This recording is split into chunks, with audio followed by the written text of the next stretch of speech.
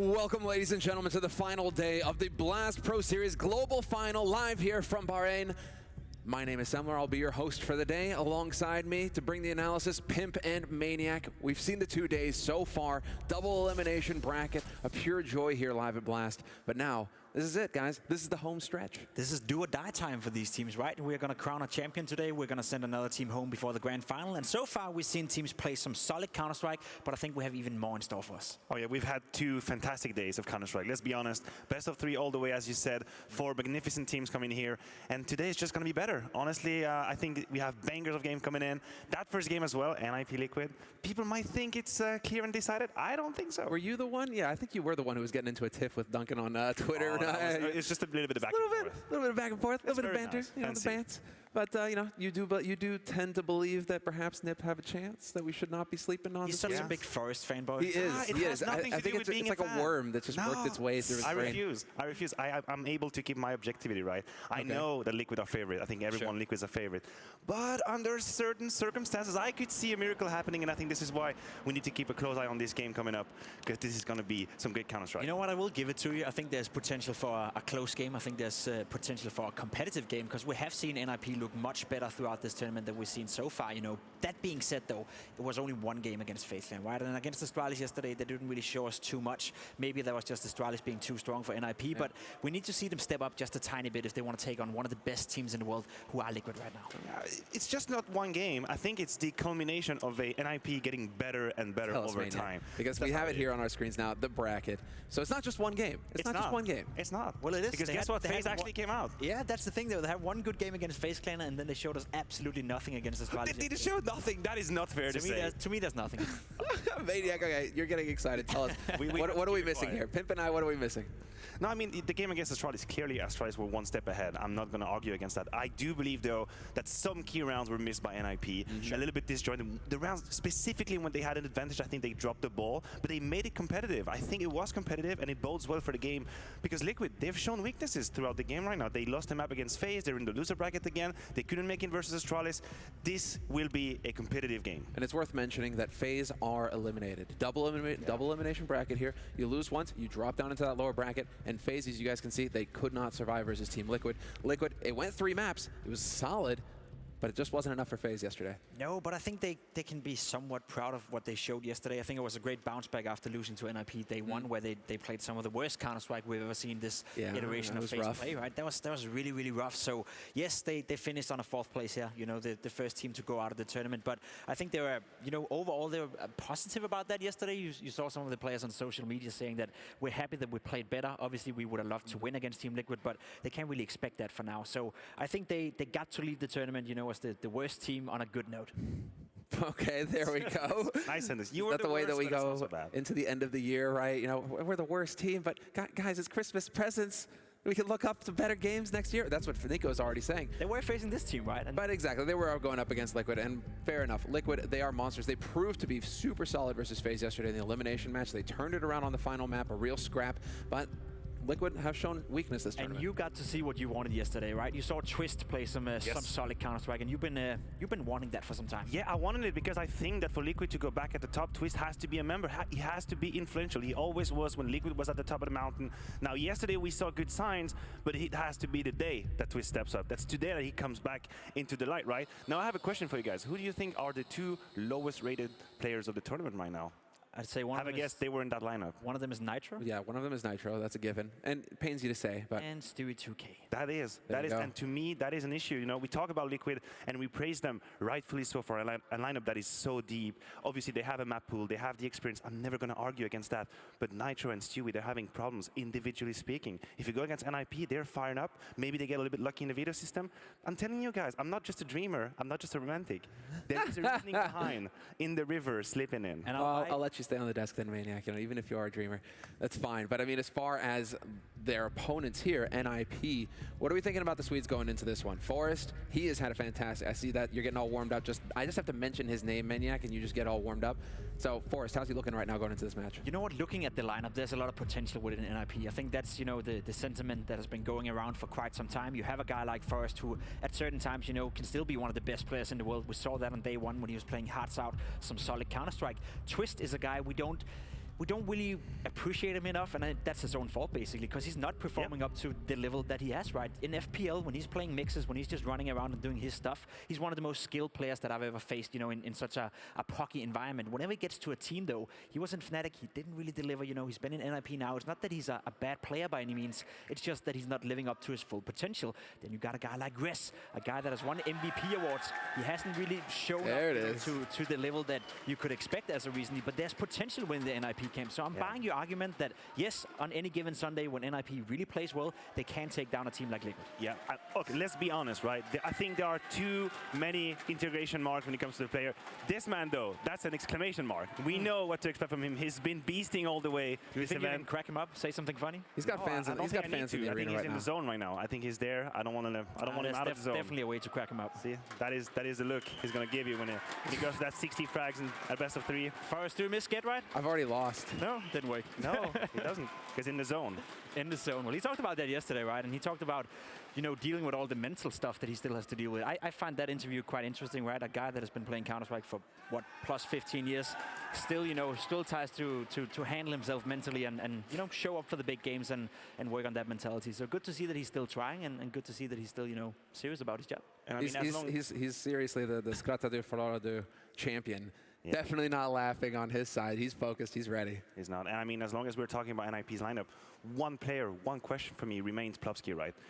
His integration, I think, went pretty well in NIP, and specifically in Pro League. He has impressed me because I wasn't expecting much from him. The problem, though, whenever I've seen him in high-pressure situation, he tends to disappear. He's a rookie. Let's be honest. That's new for him. All these stage, huge cash prize, playing against the top teams. That is a new experience, and you need time to reach the highest level when it matters the most. Now, can he do it today? Because this is when they need him. So far, he missed a little bit on Copenhagen finals. He has another chance today. Okay, so before we get into the picks and bans, I'd like to actually kind of dig in your brains real quick. Sure. What can we expect?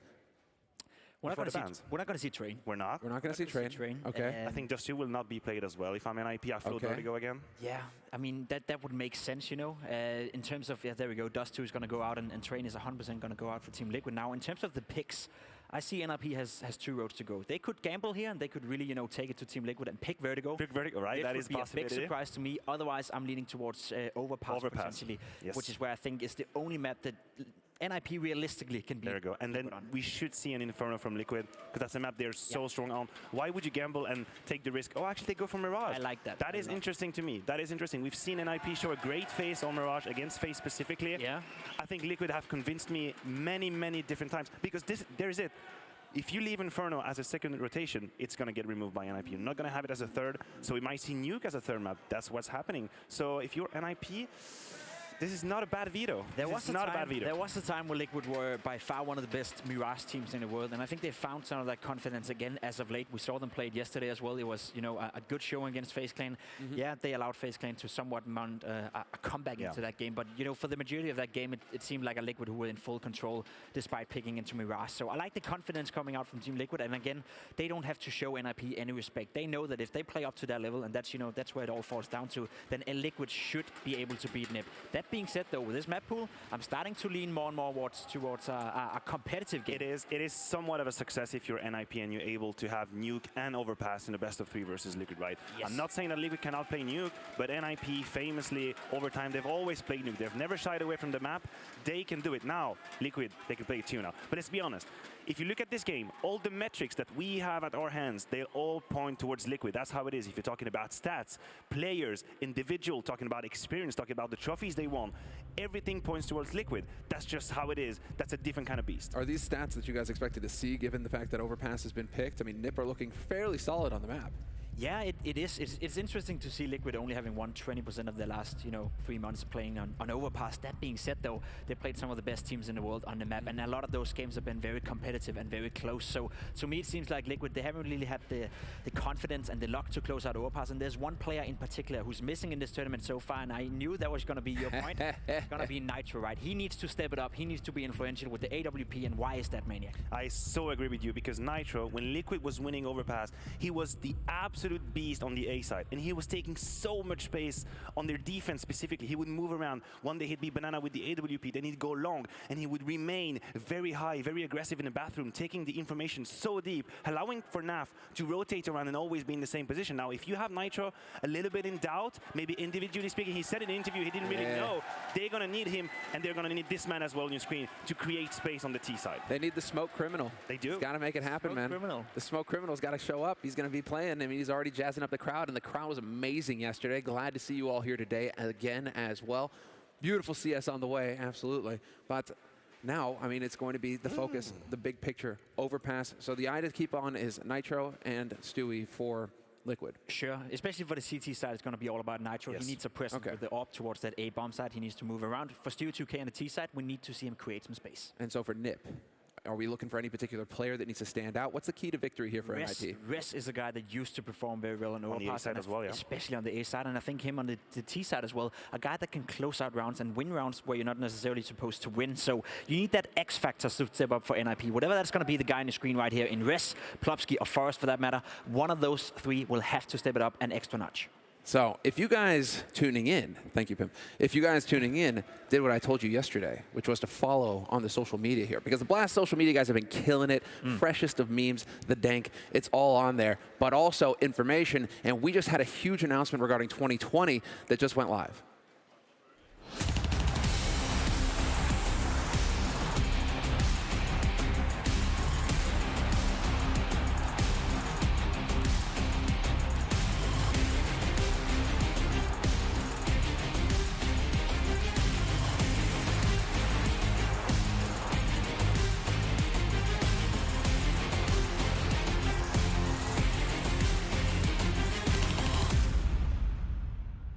What a fantastic way to end the year. We get the massive announcement going into the next year, 2020. Some of the best teams in the world will be competing here at Blast in a new format as well. So nothing but the good stuff coming up here from Blast.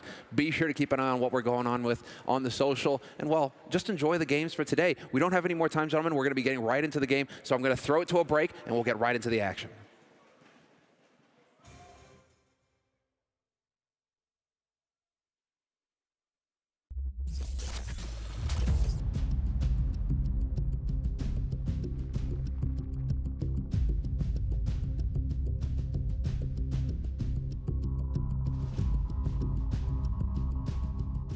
Once upon a time,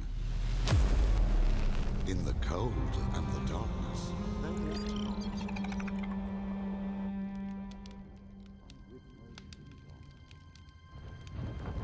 oh, how fine are the Emperor's new clothes. Don't they fit him to perfection?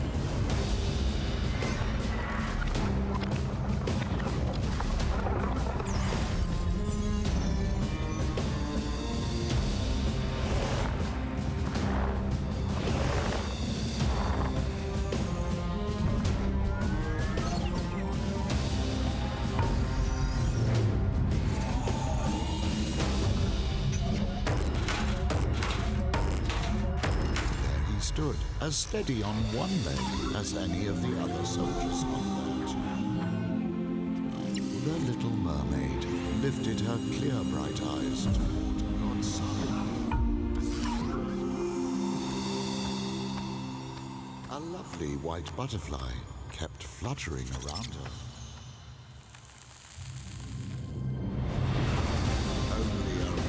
Princess would be so delicate that she would feel a tiny green pea underneath all those mattresses.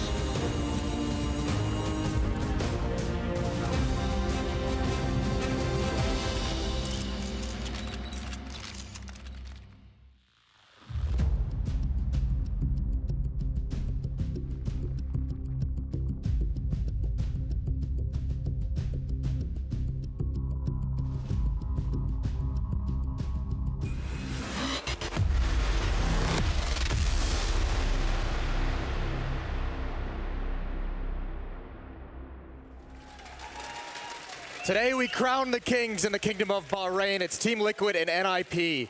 The Ninjas, a late resurgence in 2019 as Team Liquid just try to keep their head above water. They have been struggling, and both of them just one step away from the Blastpro Series Grand Finals. And we're going to see who will make it there to play up against Astralis. A tough task for both teams, Scrawny. An incredibly tough task for both teams. And I think that this matchup and kind of this run this weekend for Liquid is it's really synonymous to what you just said and trying to keep their heads up, right? They have gone down to the lower bracket after facing Astralis in their opening match. They've eliminated FaZe. And if they want that sweet taste of Danish revenge, then they're going to have to best NIP first.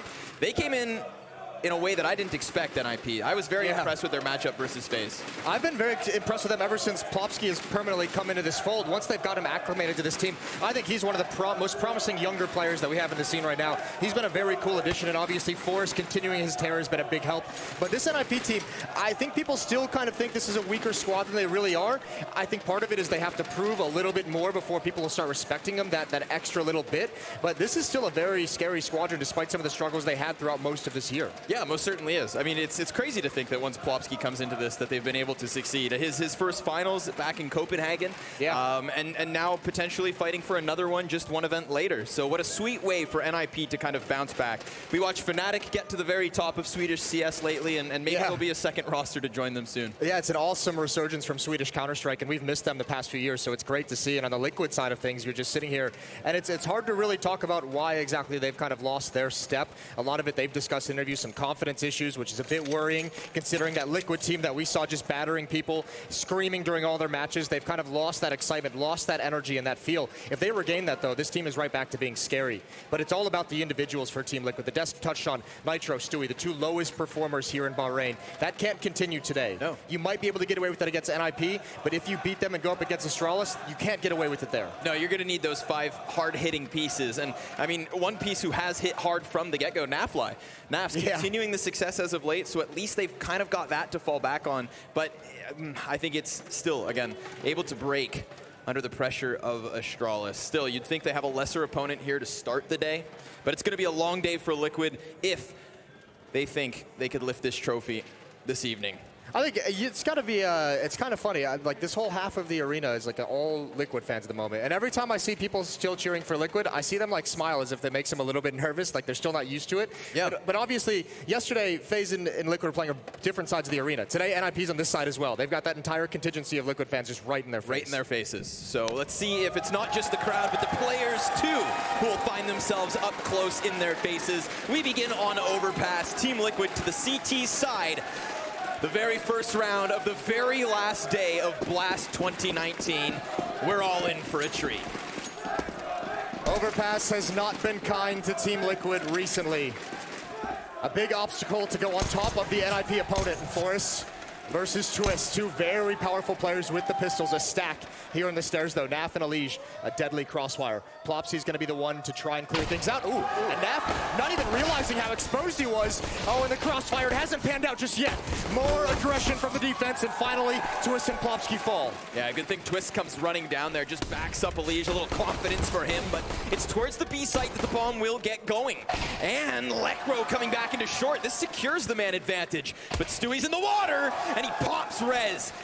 Despite him being able to get out from Monster, you see that shadow? That's information gained! And a pistol round as Nipper slain, trying to split the site. Nitro and Stewie just holding the line, holding the cross, and it's perfect. That was still a bit sketchy. That's a bit of miscommunication or a misposition from Naf. He was way exposed. Maybe he thought Alige was actually peeking down to prevent that, but a free kill could have been a disaster. Thankfully, Liquid had all the bodies necessary to recover. A couple nice shots from Stewie at the end. Yeah, nice taps to get the ball rolling for Stu. A man who's been very self-critical, so finds himself at the depths of the performance here in Bahrain.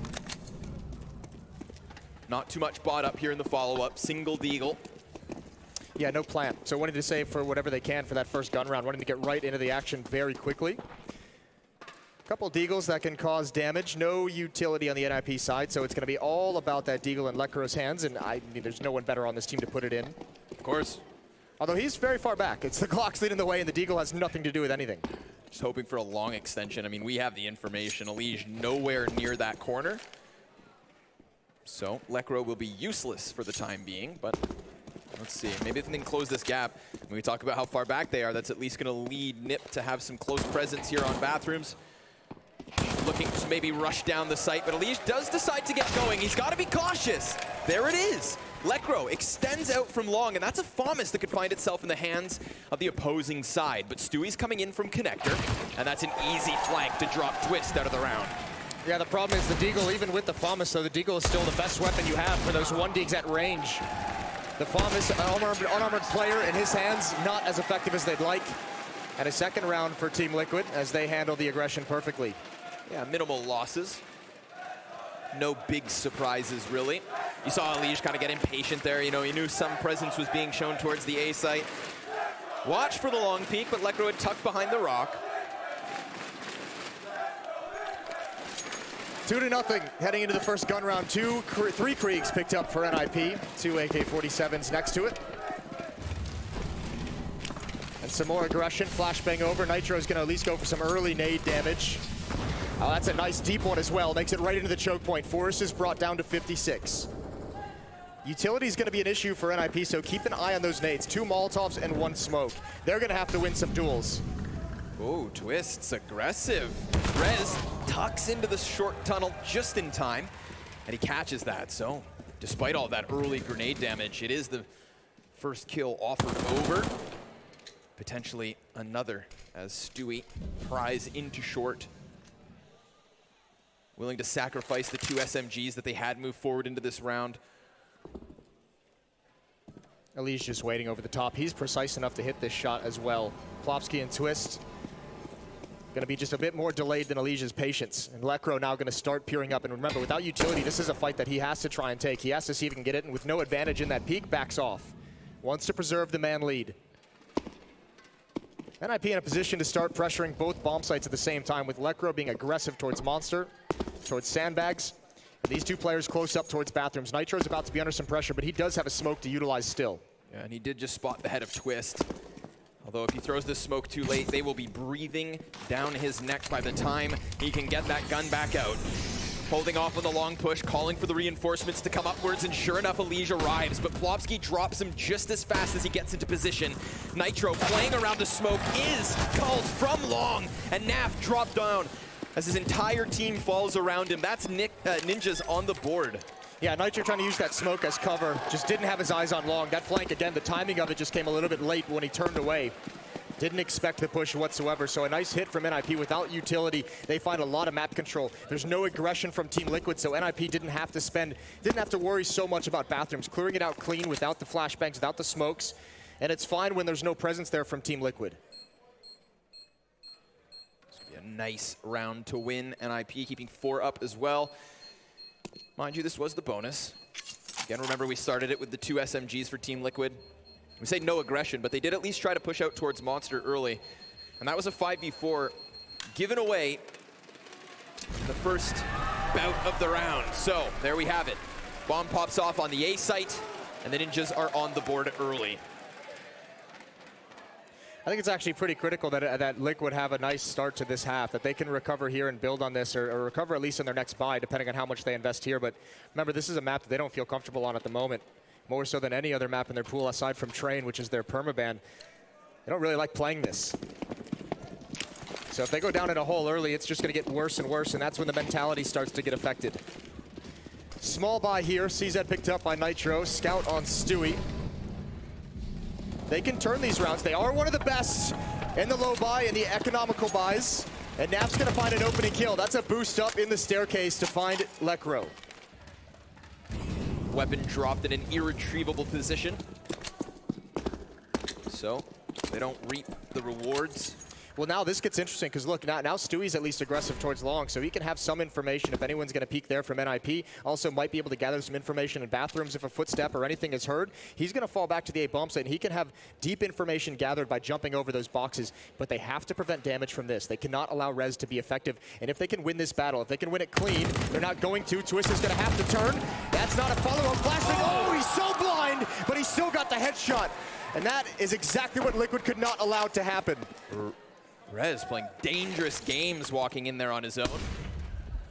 What do you know? Finds the first one turned, and that third kill just, ugh, that's the second kill where a Liquid defender. Remember, Nap on the pistol round at an awkward angle, didn't realize he was exposed. Elige as well. Back turned to Monster when Rez goes for that peek. Now Stewie, unfortunately, you have to hit every shot perfectly in that scenario. It's a tall task. Damn. This was looking good for Liquid. I mean, they had that stack working over towards the B site too. That's why you think Rez's aggressive play could have been so easily punished with the numbers there. Like you said, if he gets dropped down, bomb as well on the far side of Monster, it really would have forced Nip into a stagnant spot. Even if Rez just gets 2 and Naf doesn't get killed while Rez is blind, then there's still an opportunity to win that round. Stewie can play that completely differently, doesn't have to be committed to an aggressive peak, can wait for reinforcements. Unfortunate, but we'll be tied up 2-2. Remember, Liquid didn't invest everything they had into that round, so the next buy is going to be pretty strong for the defense. Right. It's one where we need to see something. We need to see them cut down at least the numbers for Nip, get these rounds closer, because so far it's been 4 survivors in the second and the third. If there's any silver lining, it looks like Nitro will be able to hold on to his FAMAS. But NIP tying things early. T-side with momentum to start this series. Should be an AWP in the hands, and we're going to have a headset taken off by Lecro, so there's going to be a small timeout there. This is a little bit of beauty, a little bit of luck from Rez, but he knows where the follow-up peek is coming from, and he also, I mean, that's just the only point that he's in danger from. Yep. He's covered from every other angle. It was the last accurate bullet as well that comes out of the Krieg to hit that headshot. You see the follow-up bullets pinging off of the pillar, hitting barrels and whatever not. Like he starts retreating once he's blind, but at least gets 5 shots out, and well, it only takes 1, clearly. Naf even had that patience to wait for the flash, so a little team play meant to cut him back. Although all in vain. It's early enough, though. This is still recoverable easily going into round 5. I like that call from Liquid as well, the half investment to make sure they have money moving forward. They don't get fully depleted too early in this map.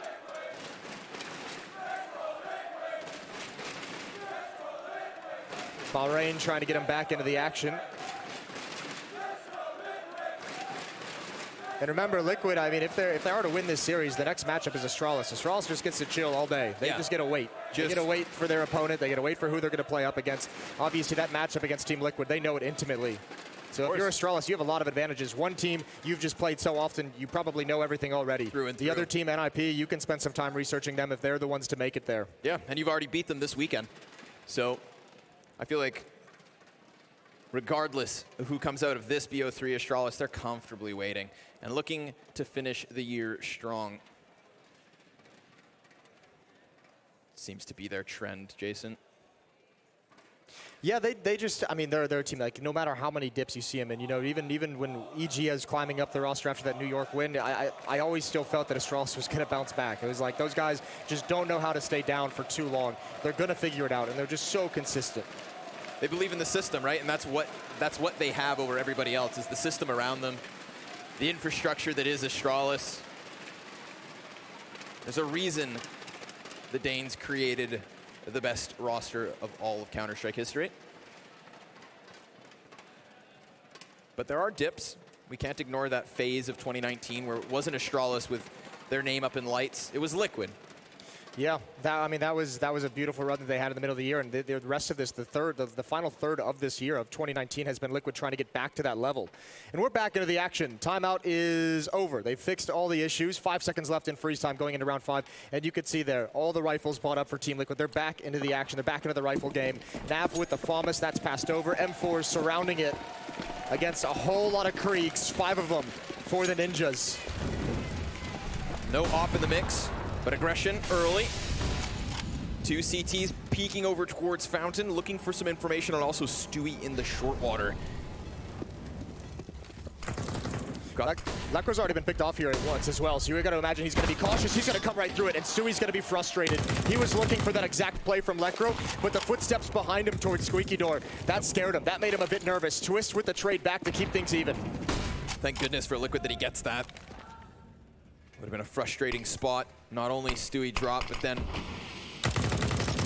another 5v4. Not the case. Boost going to come over from NIP. They're going to try and find someone into this A bomb site. Is anyone from Liquid exposing themselves to the danger? Twists do not back up. Instead, he will walk forward. This control obviously being taken thanks to the opening kill versus Stu.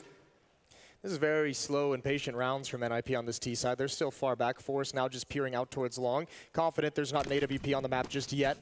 Willing to take that battle all on his own. 3 players going to meet up with him in bathrooms at the very least. And the defense is so far back into the bomb site. It's Elige and it's Nitro. They've got a Molotov and a smoke between the two of them to try and delay this hit. At least this time around, it's not a single defender.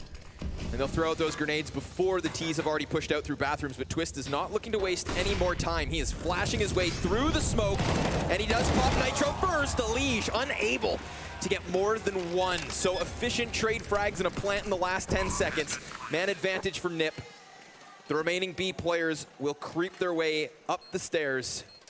And once they arrive, it is still Plopsky on site with the other 2 ninjas falling back on long. Plopsky tucked behind Prime. Smoke fades and Twists makes the most of it. Now it's Lekro ready to hold cross, but he too fumbles. And Forrest has that bomb planted for him. Whoa! Twists offering up the side of his head as he tries to stick the defuse, but with no kit, that's impossible. 15 health for Forrest, and this bomb's too far gone. A 3rd round for the Ninjas. That is a huge clutch for Forrest, and that's got to be tough, heartbreaking for Twist and Naf, who almost make that retake work. But I have to say, again, this is another round. I'll keep pointing it out. Perhaps some of the issues that Liquid have had on this map, another miscommunication in the defense. Just one player able to slip up and find Nitro immediately into that bomb site despite a crossfire being set up. That's a couple times right here. That's way too much ground for Twist to gain before anyone spots him. A nice flashbang maybe forces Elige off the angle, but Nitro not being ready for that play whatsoever. Right. That suggests to me that's the lack of comfort on this map at the moment. Especially when you add that in towards Naf in the pistol round. Molotov out towards sandbags to prevent any fast aggression. And Plopsky's going to be waiting. Another boost for Team Liquid. That singular M4 would love to find bodies popped up here in short, but completely circumvented. NIP charged 2 bodies out. Monster, they're doing so quietly. Oof. One of the pistol players down, Stewie. Deeg in hand. A dangerous duel to take, but hopefully Twists can maybe add something into the mix. He falls first, in fact, and Rez on point for the moment. 2 headshots that open up B wide. Forrest, the last ninja in tow, will bring that bomb in, and this is a 4th round for the Ninjas, no doubt.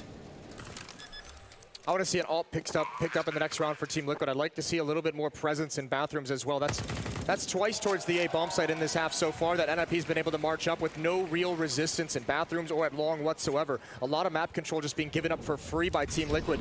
You're preventing NIP from spending utility. You have to make them at least fear that presence and show that you're willing to do it to force out the nades so that those hits on the bomb site itself cannot be as effective. Liquid haven't established that whatsoever. Nitro again left to just try and save the weapon. But they know exactly where he is. He might find a little gap in the NIP hunt. Out towards bathrooms, out towards long, and yeah, he will get away. Twist has moved into a new position, and Nitro finds safety. Yeah, he just slips into the bushes. NIP still chasing, but they will not find him. So single survivor and 3 on the other side. Man, Team Liquid struggling. Like you said, that discomfort I feel is so obvious at the moment. But Rez is looking good. Strong start from a player who at one point this year was definitely up there for NIP. Kind of cooled off for a little while. And we've been wondering how long before he does get his name back into the mix. Well, early here in the lower bracket finals. But a gun round and that op you wanted, Jason. Yeah, here it is. Hands of Nitro as well. And this time more presence out towards long. Nitro and Elige both gonna hang out there for the moment. The up on the flower pots. Elige just waiting close up. The op to cover for the first shot. Elige plays counter flash. But again, NIP slow playing it. How long do Elige and Nitro stay in this position? Meanwhile, they have no eyes coming up for the danger stairs coming down from the fountain. So bathrooms still can be attacked from a different choke points, and that might make this defense nervous at some point. Yeah, I mean, stark contrast between the setups in these gun rounds. Last time we saw Stewie aggressively into short water on his own. We had Elige and Nitro setting up towards party peaks and trying to gather info, but this time they just tuck back. I think they're sick of giving away that early 5v4. So we shall see. Bomb's still very far back, so no real danger of any kind of execute. 42 seconds on the clock.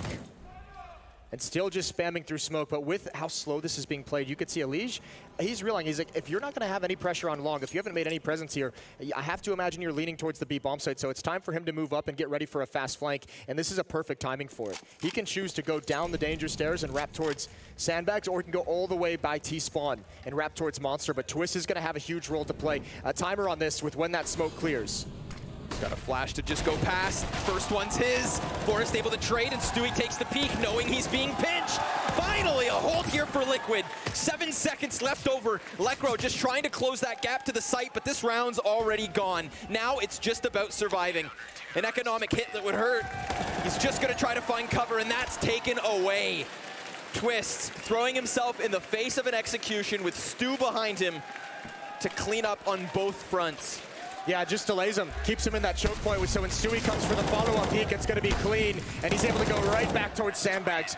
A nice double kill for Stewie, and the flank even adding worse onto the woes of NIP in that round. That one's way too slow played. That was all about Elige. The information, the fact that no presence at long meant that Liquid had all the idea, all the information of what was coming, and Nitro going to go for an early peek with the op. Bade comes out, just a little bit of damage, but not enough to force him away, and oh, the timing. He gives up the angle before he had the chance. Looks like they're going to go right back into the setup they had in the previous no. Elige will be on his own for long. Nitro anticipates a bathroom push, but NIP could send bodies either way up here on A. A little bit faster out of the gate than the last round, and a little more curious is Team Liquid, not just kerneling up on site, but going it as short as Stu.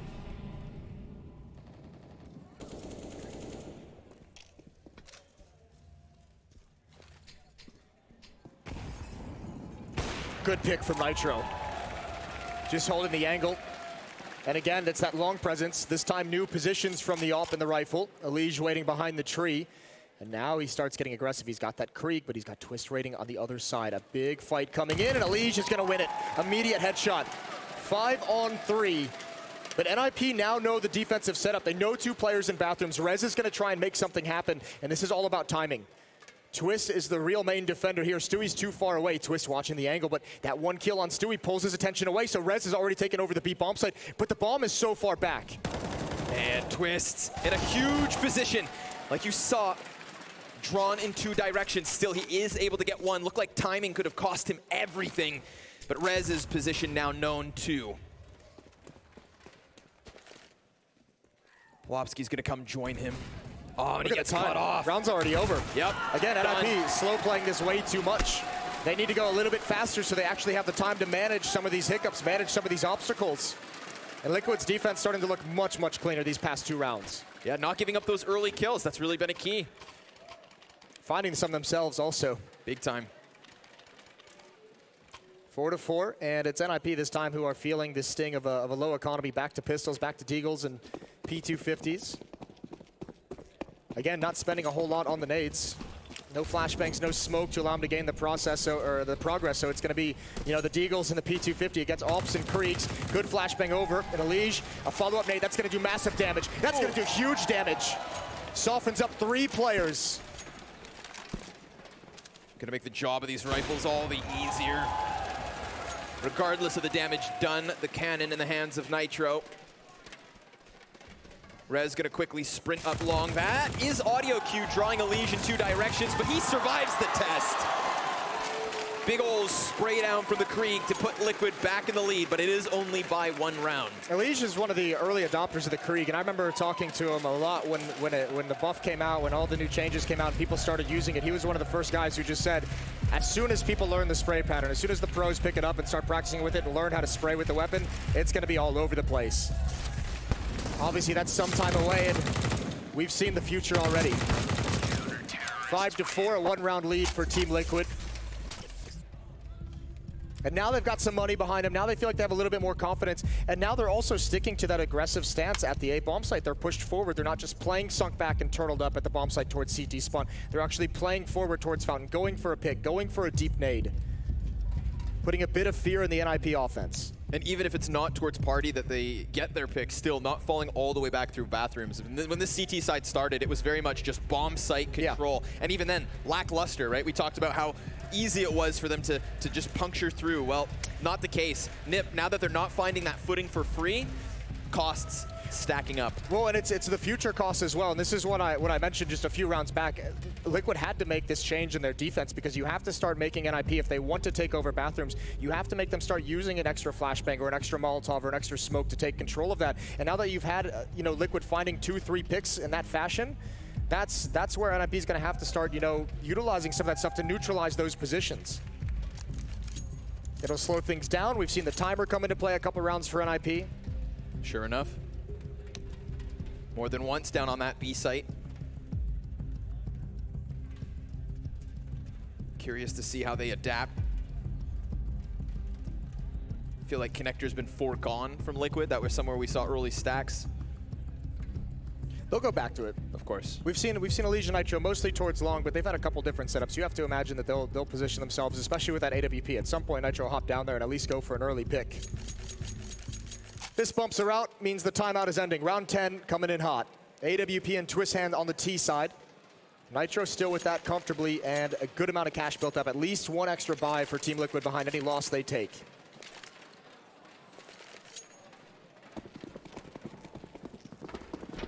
Counter up for Twist, that's where my eyes fall. Who will find themselves in his scope? Could very well be Nitro. Op the op. Throws a deep nade and it finds no contact. Stewie back into the short water. One of the most aggressive players we've seen from B. There is a threat just on the other side of the door. Remember last time he was in this aggressive stance, it was some footsteps behind him that really made things, oh, he just gave up a sound cue. He's got to back away. Yeah, he's gone. Yeah, Lekro and Plopsky definitely heard that. But they're not going to try and take advantage of it. Nade comes in and just missed its mark, maybe just a couple seconds late. There's that smoke at the base of bathrooms at the initial opening as well to neutralize any aggression from Nitro. So that's what we're talking about when we mean NIP having to spend extra utility to try and gain control. They haven't had to use that in the past, but now enough fear, enough presence from Team Liquid has forced that out. Yeah, this is one of the further back setups we've had on the A site ever since Nitro and Elige were moving forward, but it's still at least Nitro not on the bomb site, just outside of the door. He can't even be in the bomb site if he wanted to. There's 3 other defenders there ready and waiting, 3 other rifles. They know there's no presence at B. Good opening kill from Nitro, and now he's got more information. He goes back for another, and trying to find one through the smoke, but NIP have made no progress. Yeah, with so many teammates behind him, he's confident to fight this. Still Twist looks to counter pick him, but the smoke blocks all vision, and by the time it fades, he's gone. Elige has taken his place. Swapping the off for the Krieg, bomb seen, and finally NIP able to respond. But time yet again. We've seen it be an issue. 10 seconds, if they want to charge in, it's got to be now, but they know that the loss would be too great. So NIP giving away a 6th for Liquid. Yeah, if you're going to slow play it and you're going to lose the first 2 players in that fashion, you're not going to win a whole lot of rounds.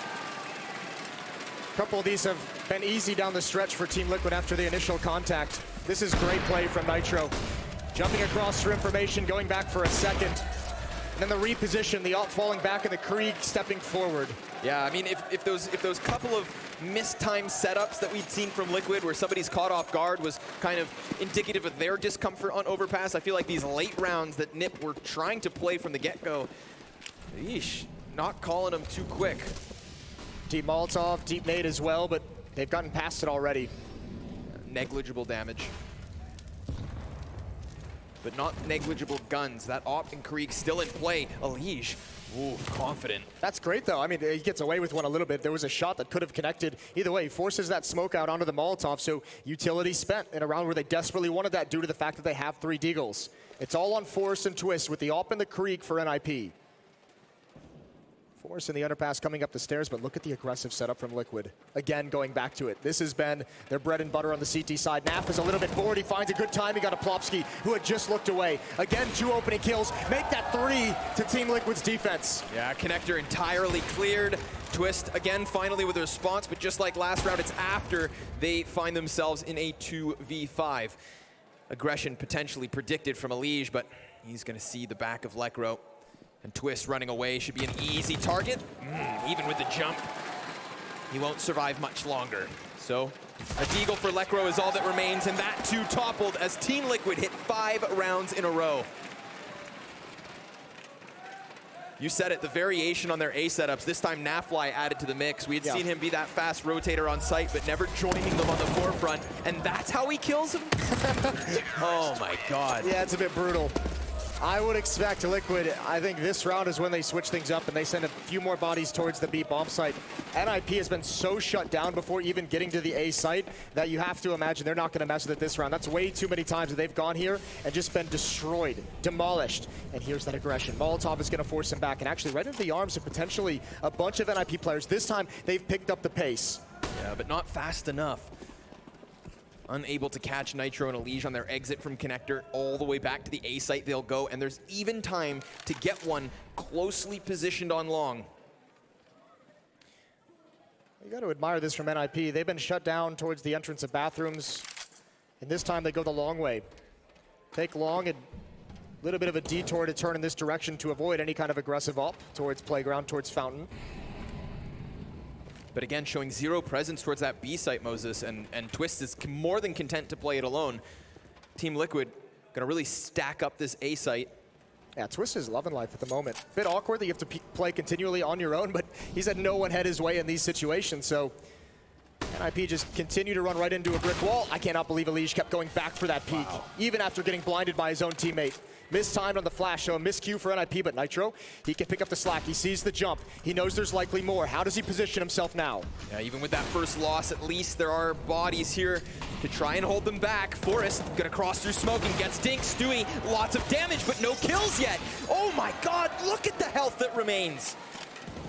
This is one of those rounds that seems like it could have been so easily turned the opposite way, but 5 alive for NIP as that bomb goes down. That's a really good hit. And it's the difference of not losing any players as you progress towards that attack. Twist has been spotted. He does take down Force. I don't know if he can go for this. There's 2 quick kills. Surely not. 1v5. Smoke onto the bomb. Another headshot shown. Clearing long, he knows that the after plant's probably back towards bathrooms, but one sneaks through that smoke, and Twist gonna shut him down. Just as quickly as Liquid's on fire, those flames extinguished. That's a nice play from Twist. He saw the potential for that the smoke diffuse coming in and just gets up close, so he knows he has the perfect angle on the bomb boxes. But yeah, this was a phenomenal attack from NIP. Force with a couple of nice kills on the entries. That one frag on Elige towards long really weakened things. And that play, that mobility from Twist.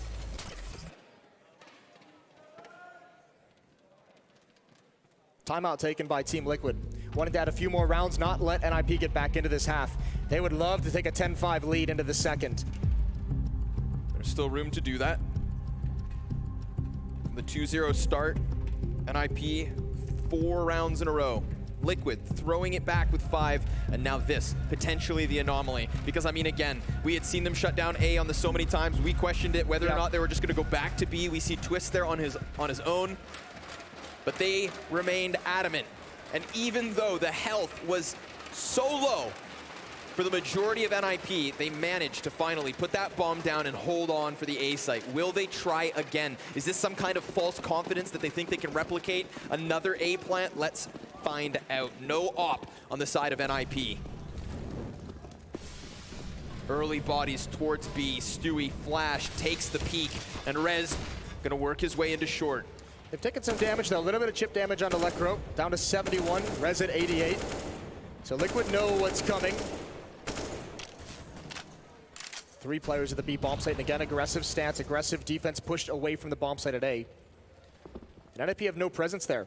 There's just one player very, very far back at Playgrounds. 15 kills on Elige. He has been a workhorse for Liquid.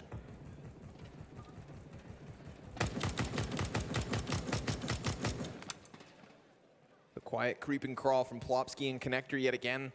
Twist solo up Fountain now as we hit that minute mark. If there's two things we can question so far from this T side, it's been the late round plays of the Ninjas and their consistency on that A site, but the first gunfight won by Elige. That's a dick move from Elige. Right before the smoke pops as well. Twist never had any idea it was coming, catches him completely off guard. So now it's only the B bomb site that's really available to NIP. They have to fall back. That was most of their presence. That was half their presence towards the A bomb site. They've got no more standing there. So a split, 2 coming through Monster, 2 coming from Sandbags. And Twist and Stewie are in perfect position to just shut this down. Smoke clears, there's the peak. Stewie in some trouble. Hot flash from a teammate, that's perfect. Excellently done, however. The threat still near the bomb, not in their possession. NIP down to the last 10 seconds, and it's Nap to clear the board. Stewie had to go big there. Thank goodness for his teammate's flash. Again, when you're running the clock down that low, as soon as that kill comes out onto Twist, I mean, Liquid know exactly what's coming. They have to move forward, yeah, so that flashbang is definitely going to be effective. They're both so blind, and Force had no chance. None at all, and Nap even spamming through the metal just to finish this one off. So again, even if it's not that A site, it's the timing, the late rounds. Liquid know exactly what's up once presence finally shown. Timeout taken by NIP, talk things over. Wanted to grab these last couple rounds before moving into the halftime break. Give themselves a little bit of breathing room. This is their map pick. An attempted punish on a Liquid team who's lost a lot of confidence here on Overpass. So far not panning out. So far Team Liquid seem up to the task. Stellar defense once they stopped offering opening kills. Once they got money, I think that was the big thing, is that they didn't have in those first like 2 or 3 gun rounds on the CT side, didn't have the cash, didn't have the AWP on the CT side to really feel comfortable with the aggression, but now they're loving it. They're living the dream. And even the aggression they did throw, it was those MP9 players, so no surprise when they fell to the wayside of the Kalashnikovs. But here we go, back into it. 2 rounds left here on the first half. Great grenade. Yeah, but this is going to be a quick hit. This is NIP already in position, and Twist, he's been in a cold position this whole time, and you can see he is not ready for that attack, neither is Stewie. They go down very fast. That is a good adjustment from the Ninjas. Excellently done. That's a pacing change that catches the defense completely off guard. Yeah, so frequently we had seen Stewie and Twist push further towards Monster, Twist on the opposite side, and Stu on the ramp, working between both short and long, but they are gone, blown away. Even poor Twist, who tries to get a nice off position. I think he noticed, I think he felt that hit coming just a little late to get himself in a better spot. He was just kind of stuck where he was. He just realized he had to stand his ground. And unfortunately, with that low peak and the high peak at the same time, he had no chances. I mean, as fast as his aim in, he could even pick a target quick enough. It's like 2 heads present themselves at the exact same time, and his crosshair's stuck right between them. Unfortunate for Twists, but of course, Nip will be content to add at least a 6th round to the board. 1 more to go as we trade back and forth for 4 in a row. No knowing who picks up the last. I think Elige wanted to go for that retake, but the save came in. He realized his 2 teammates were just kind of out of money. Stewie had absolutely nothing. He was going to need a drop, so no reason to risk the extra weaponry, the extra economy. 1 final timeout before this half will come to a close. Liquid in their game yesterday against FaZe, all 3 first halves ended 8-7. As close as could be. They're in that same position again, up 8-6. Second half a deciding factor, and if we question the comfort of Liquid on Overpass, I'm curious to see once they set the pace on the offense. Yeah, well, look for some quick action from Stewie here. He's picked up the AWP. Talk frequently about his AWPing. That's usually when he gets in the mood that he's just tired of getting battered with the rifles and he wants to go for some kind of a wild play. So I imagine he's going to at least peek through Monster at the start of this round. Also had a great spawn for it. He won't be. I got everyone excited, and it's not going to happen. Way to let us down. Yeah, I know.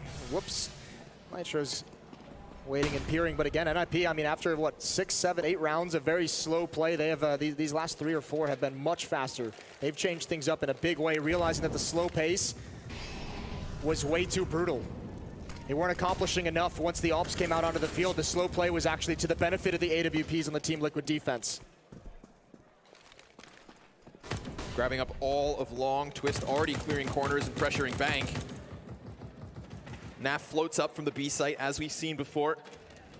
And obviously Elige and Nitro setting up on the floor of bathrooms closer towards Lekro. They both are here, and the quick flick from Nitro. Slight adjustment to find his opening. And a big note, there's no flashbangs on the NIP side. They had to use a nade to try and use that nade smoke to confuse him because they just didn't have the flashbang to utilize to blind Nitro. If they did, that could have been perfect. It seemed like that position for a flash would have been a monstrous. Yeah, it would have completely taken Nitro out of the equation. Unfortunately, they lose Lekro. 4v2 on this B site, make it 3. Naf does get back into position before they hit, but wow, talk about timing. Forrest tries to throw himself up short. There is an answer, and that is Stewie, the secondary off, ripping them apart, and there we have it. 9-6 for Team Liquid. 3 points of a lead to close that CT side. A back and forth affair for the final 5 rounds, nearly as close as could be. But we will have to swap over to the offense for Liquid and see if they can pick up this map. We'll be back after the break.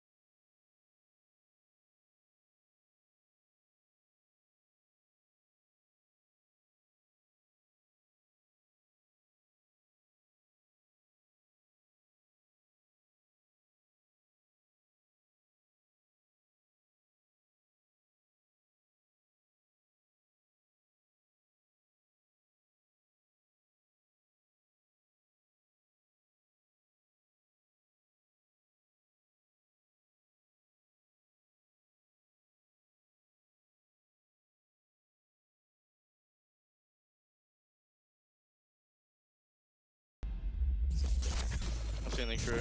One's a B. Flush. I think it's Quick B. open. Mullet barrel. And two monster coming out.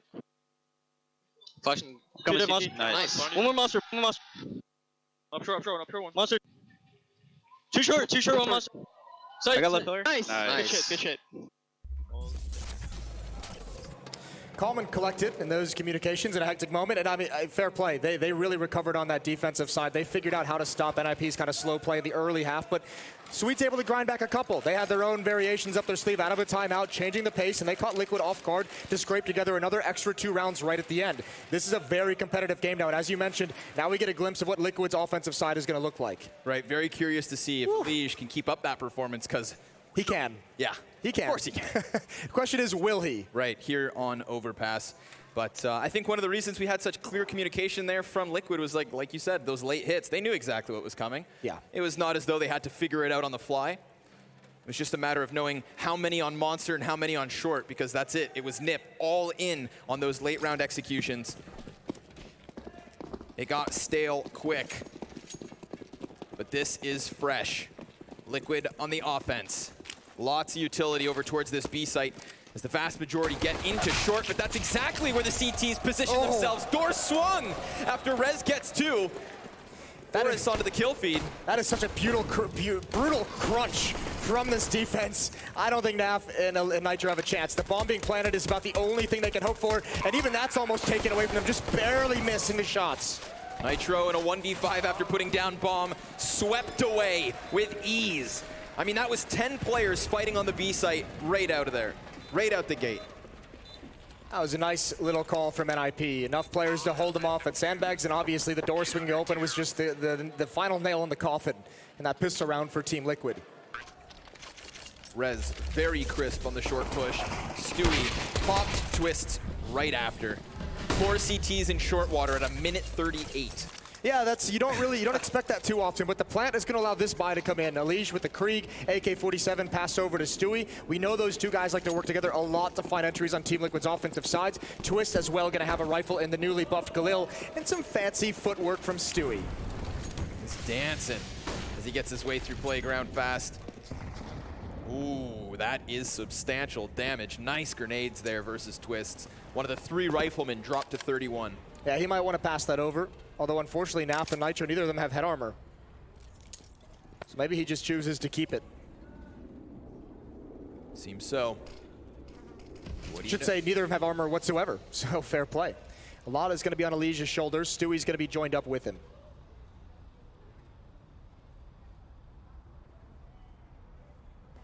They dodged them, instead heading to the upper bathrooms. If they keep 3 on long, then it's just Forrest to spot this. He's jumping behind the APC as well, so he could get a very early spot. It's all down to timing, and there it is. He's seen it.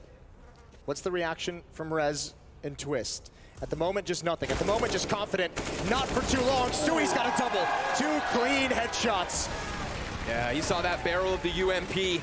And now Team Liquid look to stampede through bathrooms into the A site. Only Forrest remaining here as a defender. He got early information, and he won't get any kills. Lekro on the other side of smokes, got Twists at least in front, but even that can't be stopped. 9 health on Twists, 4 for Stu, yet both survived this fight. Well, think about it too. Twist took that double nade early on. He was down at what, like 40 HP to start this round, maybe even less, and he still managed to get 2 entries onto the actual bomb site to build upon Stewie's success, and that worked perfectly for Team Liquid. A 10th round, they respond immediately. Yep. And the response for NIP is going to be really interesting. How much of their economy do they want to risk in these first, 5 rounds of the half? If they buy up in the next round, that might really hamper their ability to fight for rounds down the stretch. Yeah, of course. I mean, we talked about how the economy played against Liquid on their start to the CT side. Same can be said here for Ninjas. This is a tough pill to swallow early. Remember, AK, Krieg, and a Galil is all Liquid had to play. 3-round lead for the North American side, looking to make it into those finals. Again, I mean, I'm sure Liquid, they'd love just one more shot, just one more chance, Moses, this year to stop Astralis. Excellently done here from Stu, getting that second. You'd think Rez could have maybe been able to trade, but both Forrest and Lekro dropped the very tagged Twists. That was actually a pretty risky play for Twist with the bomb and 9 HP to actually be that aggressive over the smoke. If he gets killed there, the bomb could launch forward behind the smoke, and then all of a sudden there's a really awkward situation, especially with players like Stewie with one of the AK-47s already at low health. It goes the other way, so no harm done. Yeah, we forget about the threat that could have been. Shout out to Threat watching this game. Sure enough.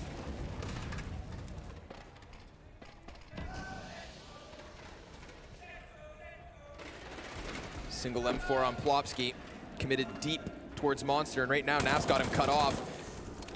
But every time he goes for that spam, you have to wonder, when does Plopsky try to make a move? When does he try to get that M4 through into the action?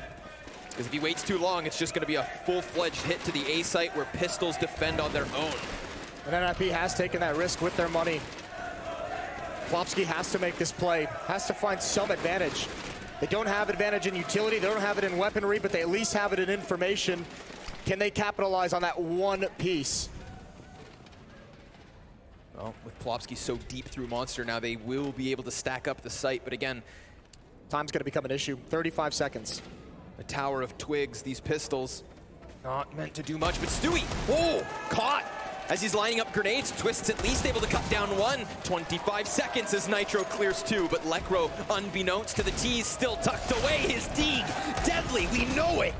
But Still, the A site may be foregone. Plopski, he comes in from that massive flank, and Liquid lose the round. 5 health, the difference. A single M4 pushing through Monster around T-spawn Moses and getting into position just in the nick of time. I think Liquid's not going to be too upset about that. Obviously frustrating, but they know if that's a full force up from NIP, they have no money remaining in this round. Out of a victory, one player surviving, they're still going to have a very sketchy buy. So it's still one more very dangerous round for the Ninjas, as Liquid's surely going to buy up into this one. No reason not to risk everything you have if you're Liquid, because you can reset this defense right now. Yep.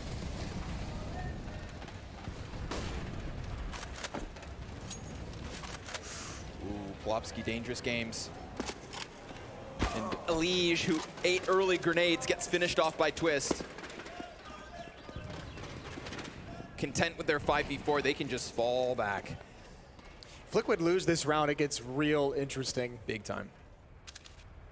Yeah, you know, the idea of winning this, knowing Ninja's forced into the last round, Liquid bouncing back with a purchase of their own.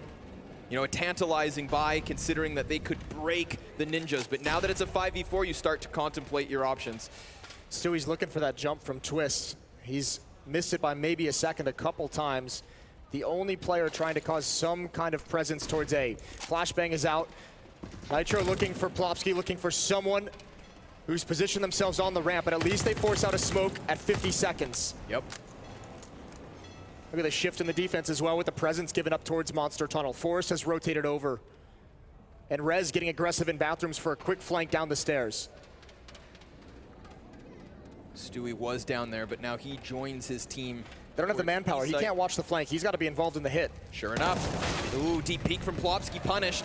Remember, Rez hot on the heels of Stewie towards short. The pinch to the B site with 3 CTs stacked on top of it. Forrest has a chance, but it's Naf to answer back slightly with some kind of an action. We do have the 2v2. Another smoke thrown down towards short, but 13 seconds left. And Naf with a 1v2 to clutch. Does the damage, doesn't get his kill. 7 seconds, he needs the frags, and he's not even gonna try it. Fading away as Rez cuts him off. It is all denied. A crucial win for Nip. What a godlike round from Twist. 2 kills with the scout on the defense. The first on Elige, cleaning off the nade damage, and then just the 1 headshot as Liquid's attacking into the bomb site. Took enough pressure away, and obviously that flank coming in as well. Eliminating Stewie, making that a 1-pronged attack for Team Liquid through Monster Tunnel. And now the pressure should subside. No plant there, and even with the kills, I'm not sure Liquid want to risk it all here. Nope. Sitting right around 2K on all 5 players. It's not enough money to fight. Single flashbang, all they have. These forward CTs could have been caught by a Glock rush out connector. The timing could still be there, but NIP intelligently fall back before that flurry comes flying out. Maybe Rez gets caught on long, but he's been given bomb. In fact, the T's now try to trickle towards him, and he does so much damage. 3 kills on the anti-eco. And while Naf gets his hands on the Krieg, so be it. Forrest already forcing forward. Naf sees his head. Oh, and a second kill now. Makes things interesting. I think they're still very far away from a win, but 2 rifles picked up means just 1 more kill. Again, the economy from NIP, they haven't been able to build anything. We'll keep going back to that money because NIP's not been in a comfortable spot yet on the CT side. Any more damage that Liquid can cause, they don't even need to worry about the bomb so much. If they can get some damage, that's huge. Lekro alone in the site. The sole defender here. There's 1 flashbang on Naf. You have to imagine he's going to pop his teammate through this. Should be. And if Nitro gets this duel, if Lekro finds himself fully blind, that would have been massive. But now that they've made their move towards long, you see Twist's attention turned. Plopski comes out from connector as they presume correctly that Liquid are closer to the site. Now the crunch is really here. A difficult cross for Nitro. Easy headshots for Twist. And we are all tied at 10. They don't get that extra kill that would have been so beneficial. Good round from NIP, even with the 2 players going down. There is a small Ninjas in Pajamas fan base here. It's nice to hear. Oof. Yeah, nice double kill from Twist. Just holding the line, and Plopski's getting hyped up. 10-10. No ops yet in this second half. It's been all rifle work.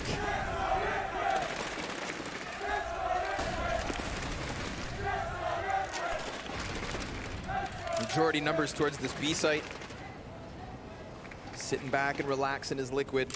Moving forward is Rez, already on the corner of long. And if he rounds that corner, he's going to find it completely clear. Liquid looks uncomfortable. Yeah. Their whole team goes towards the B bomb site. They changed the call.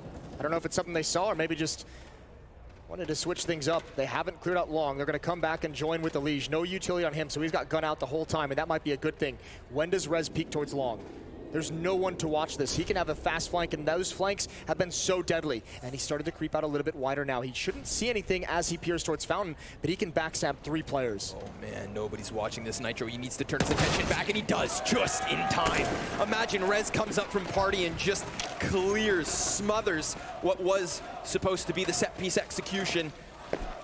I like that. Look at this call as well. Nitro gets that kill, and the endgame leader immediately has Liquid turn around one more time. Bomb gonna make its way back towards the B bomb site. They're gonna give Stewie all the freedom in the world to cause a distraction, but NIP know exactly what's coming because of the position in bathrooms from Twist.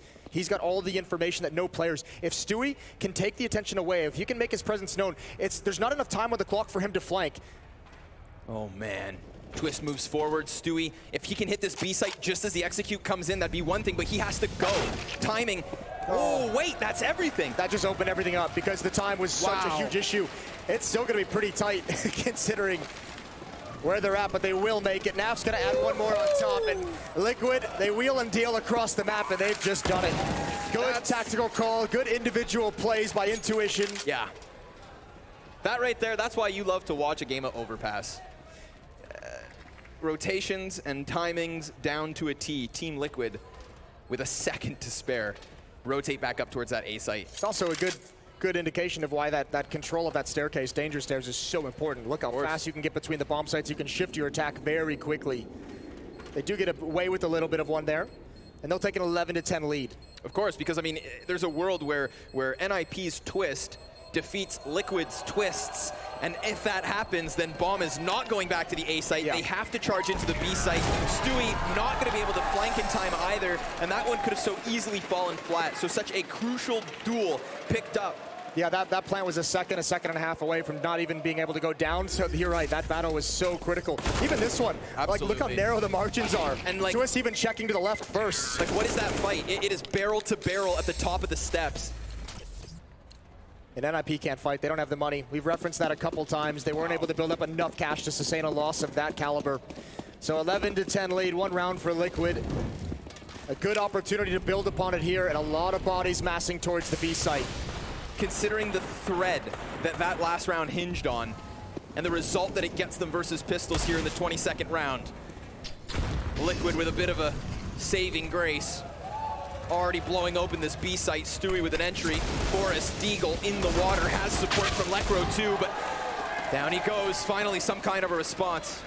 I like this though. Liquid have been a lot of pressure on this B bomb site, but they're not committed to it whatsoever. That's just Stewie and Naf. Unfortunately, what it has allowed is this guy to get an AK, and that's why it's so dangerous. Now he's pinned down behind for the moment. Oh, he handles it so well. The experience is shining, and Forrest has control of the bomb, and he might turn this around for NIP. He's got a lot more work to do, and not a lot of health to do it with. He gets around back, another smoke. Stewie with 3 HP is doing everything to get them back into this, but Forrest has played around back to the other side, and that is when he falls. Wow.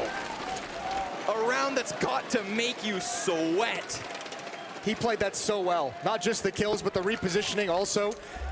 Just too many teammates dying all around him that whole time. What a performance. And this is why he's such a highlight for this team. The things he can do, and he almost steals a round away single-handedly. And you can see the frustration as well. To him, every round is possible. Yeah. Cannot count him out, ever. Not even on a round like the last with so little to work with. NIP. Forrest specifically almost gets it done, but now smelling blood in the water. Team Liquid keeping up a pace here versus the lackluster guns. A shadow scene. Elige doubling down on this B site. Another body toppled. Only man up is Twist, as Team Liquid look to soar forward here on the T side.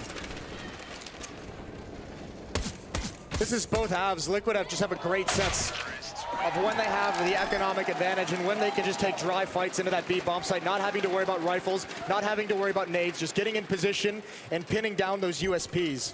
They've done it 2 rounds in a row. I imagine this round they go away from it because they know the rifles are coming out. They know the smokes, the Molotovs are going to be in hand. For the first 5 picked up by Nip on this CT side after only getting 5 rounds in the entirety of their offense. That 21st round to me is still what everything hinges on. That 1 kill from Twist v Twist.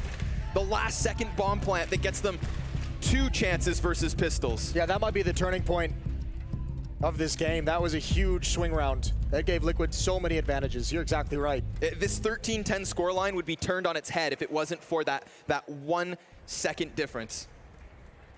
But at least we do find Nip back in on a bye. You have to imagine NIP is wishing they could afford an ult, but they have never been able to build up any kind of money. They do have it now. First round. Round 24 is the first time we see the AWP on the field for the defense in Rez's hands. And he'll have that peering up, and he takes a shot, narrowly misses a leash. They threw an early molly to keep Lekro to this corner, but he moves forward past it. Once it burns itself out, unbeknownst to him, Contact play is clear. Mollying out the barrels, Plopsky going to extinguish those flames, calls for help.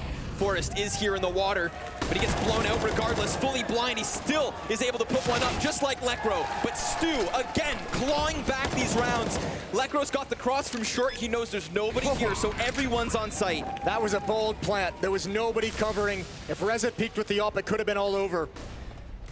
Lekro's gonna have to wrap around through Monster.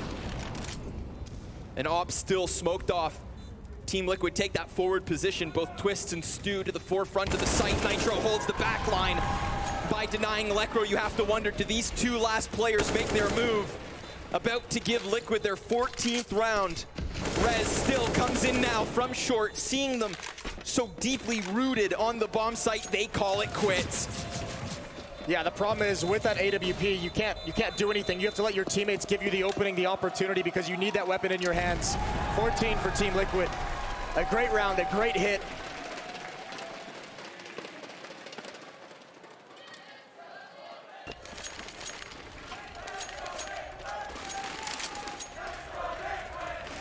Contact play, NIP's not prepared for it. Good swing. Even two rounds away from this first map. Even Plopsky, who thought he had made himself some kind of sanctuary, just gets blown to smithereens. Forrest and Lekro's kill apiece made it seem like maybe B would hold, but it was Stewie, the jackknife of the B site. Forrest down here in connector, Twists rounds the corner and gets an early opening kill. Rez could swing that door wide, but it's expected. Yeah, this is full control for Team Liquid. They know everything that's coming, and now they're starting to get some confidence. Twist, I don't know how you get a multi-kill here. Maybe you don't have to. Stewie's already added 1. A no-scope. Oh, but he misses Twist. And the door is shut right in his face.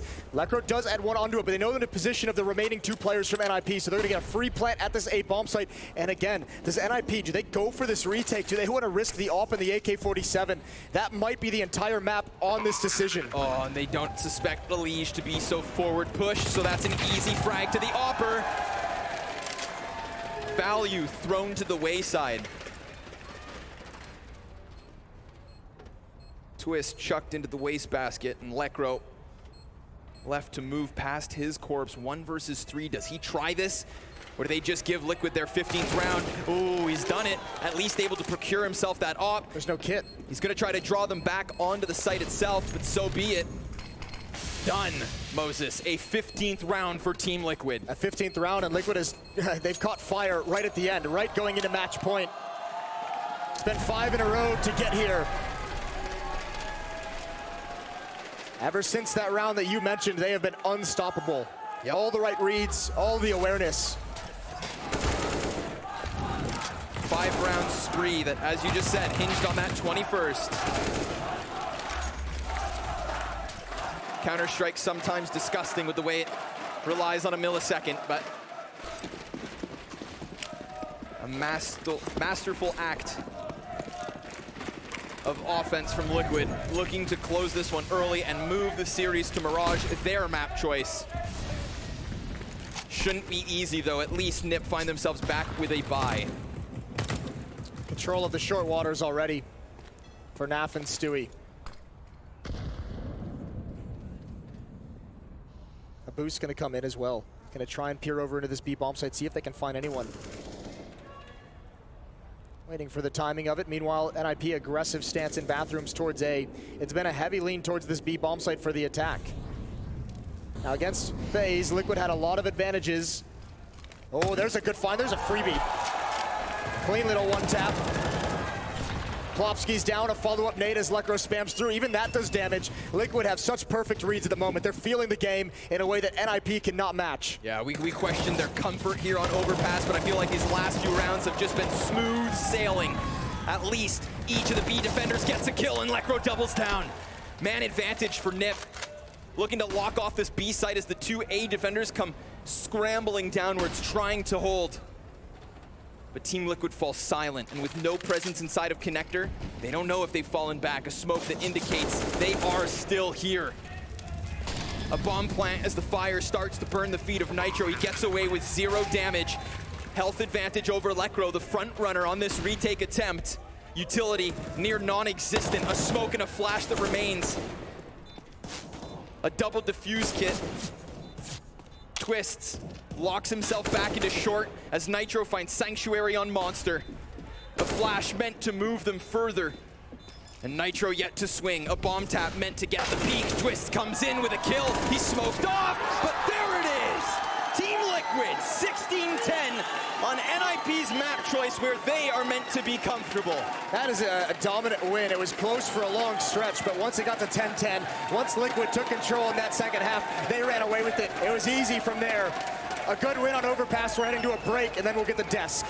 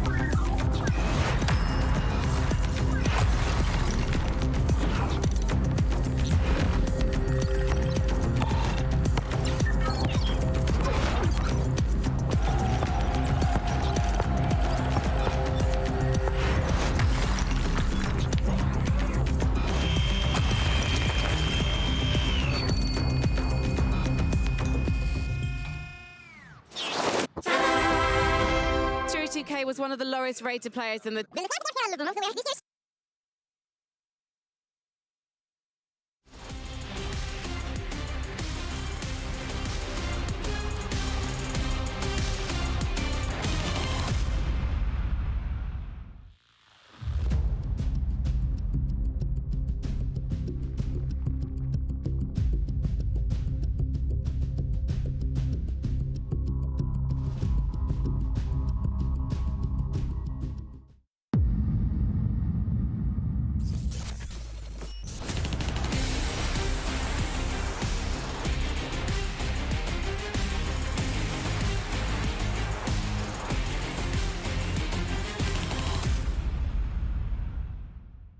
Yeah, Forrest was there. Heaven. Heaven dead. Can you swing on me? Monster? Yeah, swinging. Could be sight. The stick. Nothing monster. I'm holding the site. Sight, sight. So there we have it, ladies and gentlemen. The smoke criminal is back. Liquid looking good.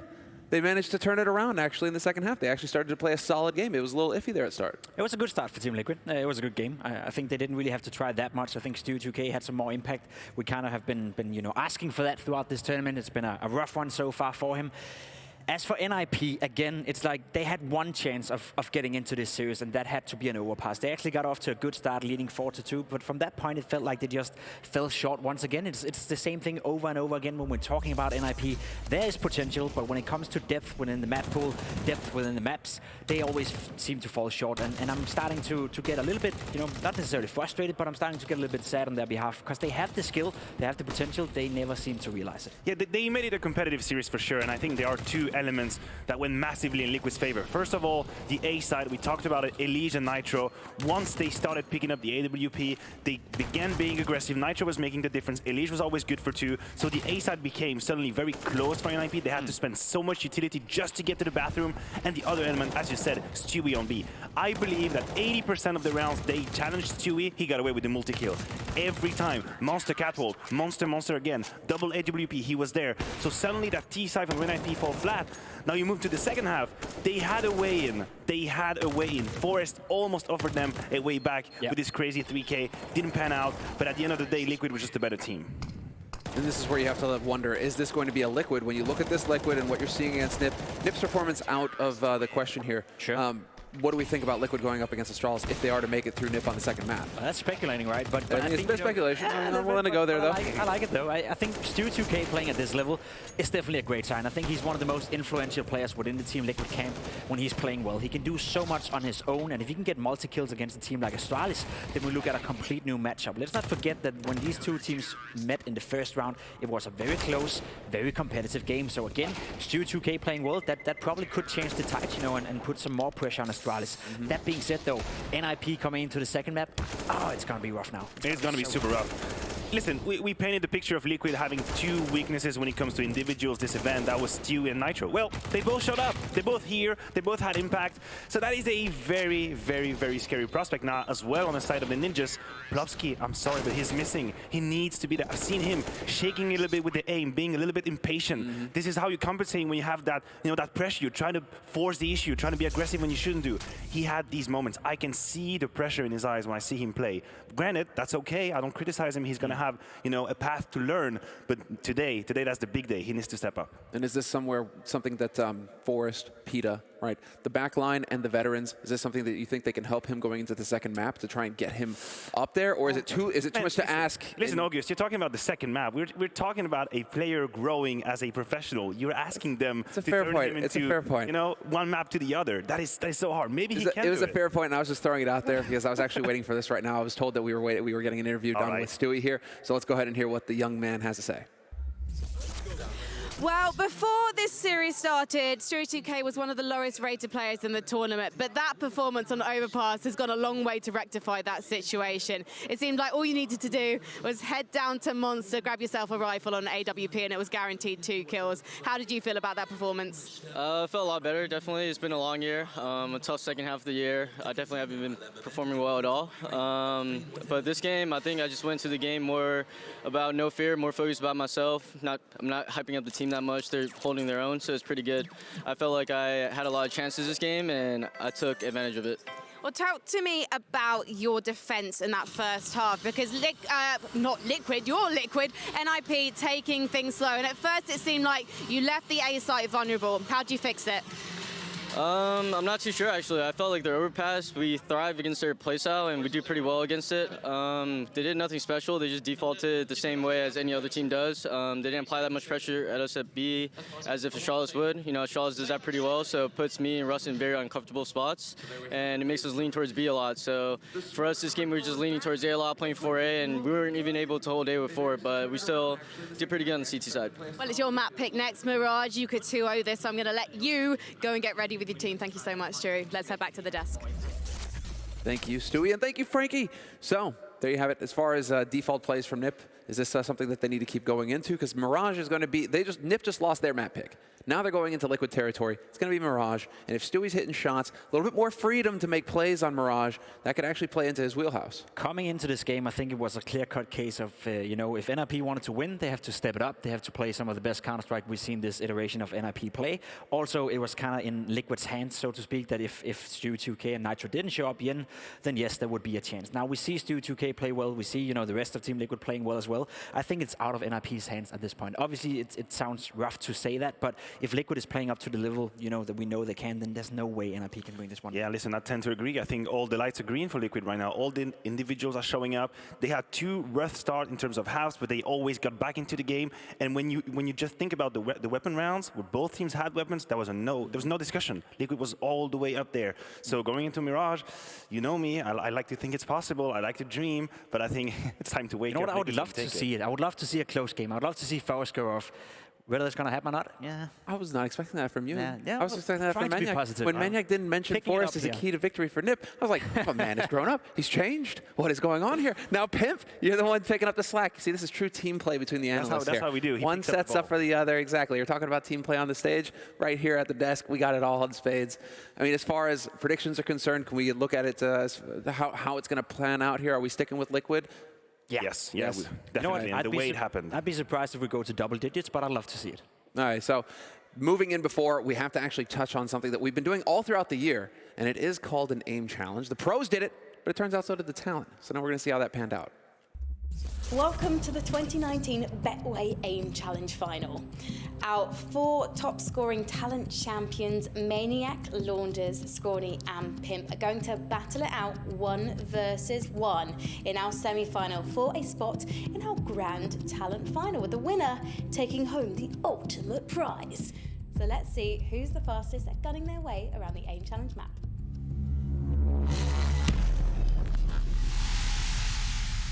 It is time for the Talent Aim Challenge semi-final, and it is Launders and it is Maniac. Yeah, here we go, Launders. Look at the wingspan on this guy. I'm quite interested though in the severe concentration. Maniac looks so angry. I wonder if Maniac. Oh god, Maniac's caught up here. Yeah. Maniac's caught up with this. Maniac, yeah. Launders. Gotta push the button. It looks, yeah. So top 4 was my objective. I made it. I want to say thank you to my coach, everyone who prepped me for this challenge. Scrawny and Pimp are over there. 3, 2, 1, go. Connor is very, very focused. He's using this crosshair that I can't. Pimp is about 18 seconds. Yeah, he is 18 seconds ahead of Scrawny. That's Wait, what's his time? He hasn't even scored 40 points. Oh wow. Pimp told me he was gonna spit on me. Honestly, I'm not even gonna lie. I got really nervous. Now I believe we're gonna have a grand final. 3, 2, 1. I'm kind of enjoying the contrast and sensitivity as well. Launders is kind of just like a shake it and see. Launders is hit it for himself ahead of him. Look at this. Yeah, look at those one taps. Okay. Oh no. It's fine. Look. Oh, there's a reload. Doesn't want to reload. There's a reload in here. Hang on a second. Okay, right. So it's getting closer. Oh, it's the smile of a devil child. He's won a jumper. Oh, he's being crowned. Oh god. No, we're never gonna.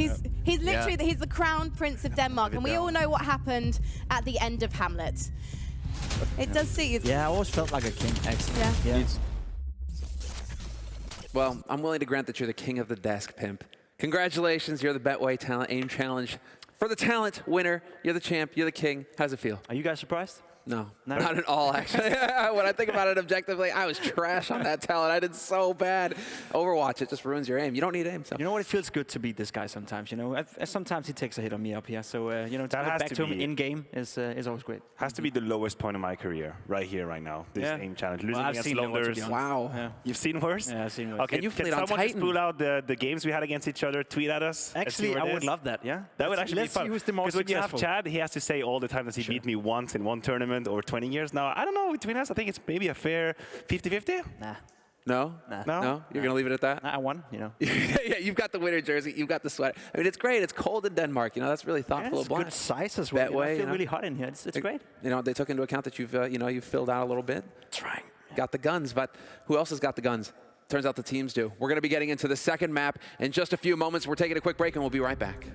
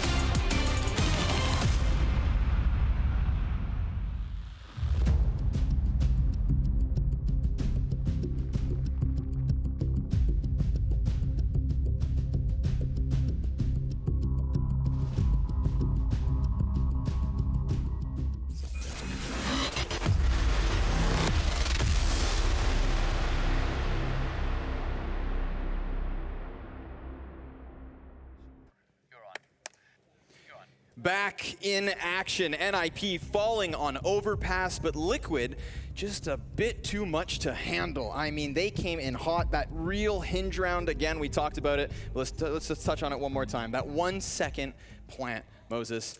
Yeah, that was the swing round, right there at 10-10, all tied up, and it looked like NIP had a pretty good footing to get into the action. And I mean, Liquid just kind of not stole that round, but that was a huge one. That turned everything in their favor, and they gained. It happened in both halves, right? NIP had a good game plan, and Liquid just eventually figured it out and made the proper adjustments.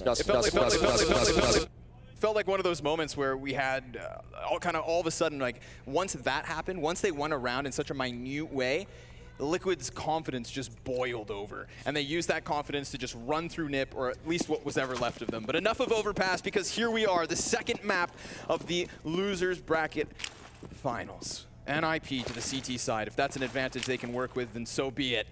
But it is Liquid aiming at the A site already. Yeah, elimination game here for NIP. Backs against the wall now. They lose this map and they're gone. They lose this map and Liquid make it into the grand finals versus Astralis lying in wait.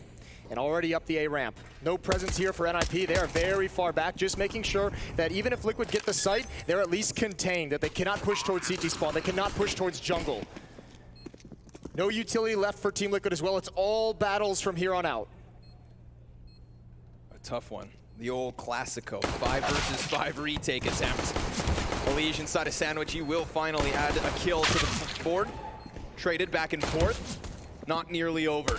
They know that Twist is tucked into connector. They also know Naps and Palace. They're kind of desperate for a defuse, and nothing comes through. Easy pistol for Liquid.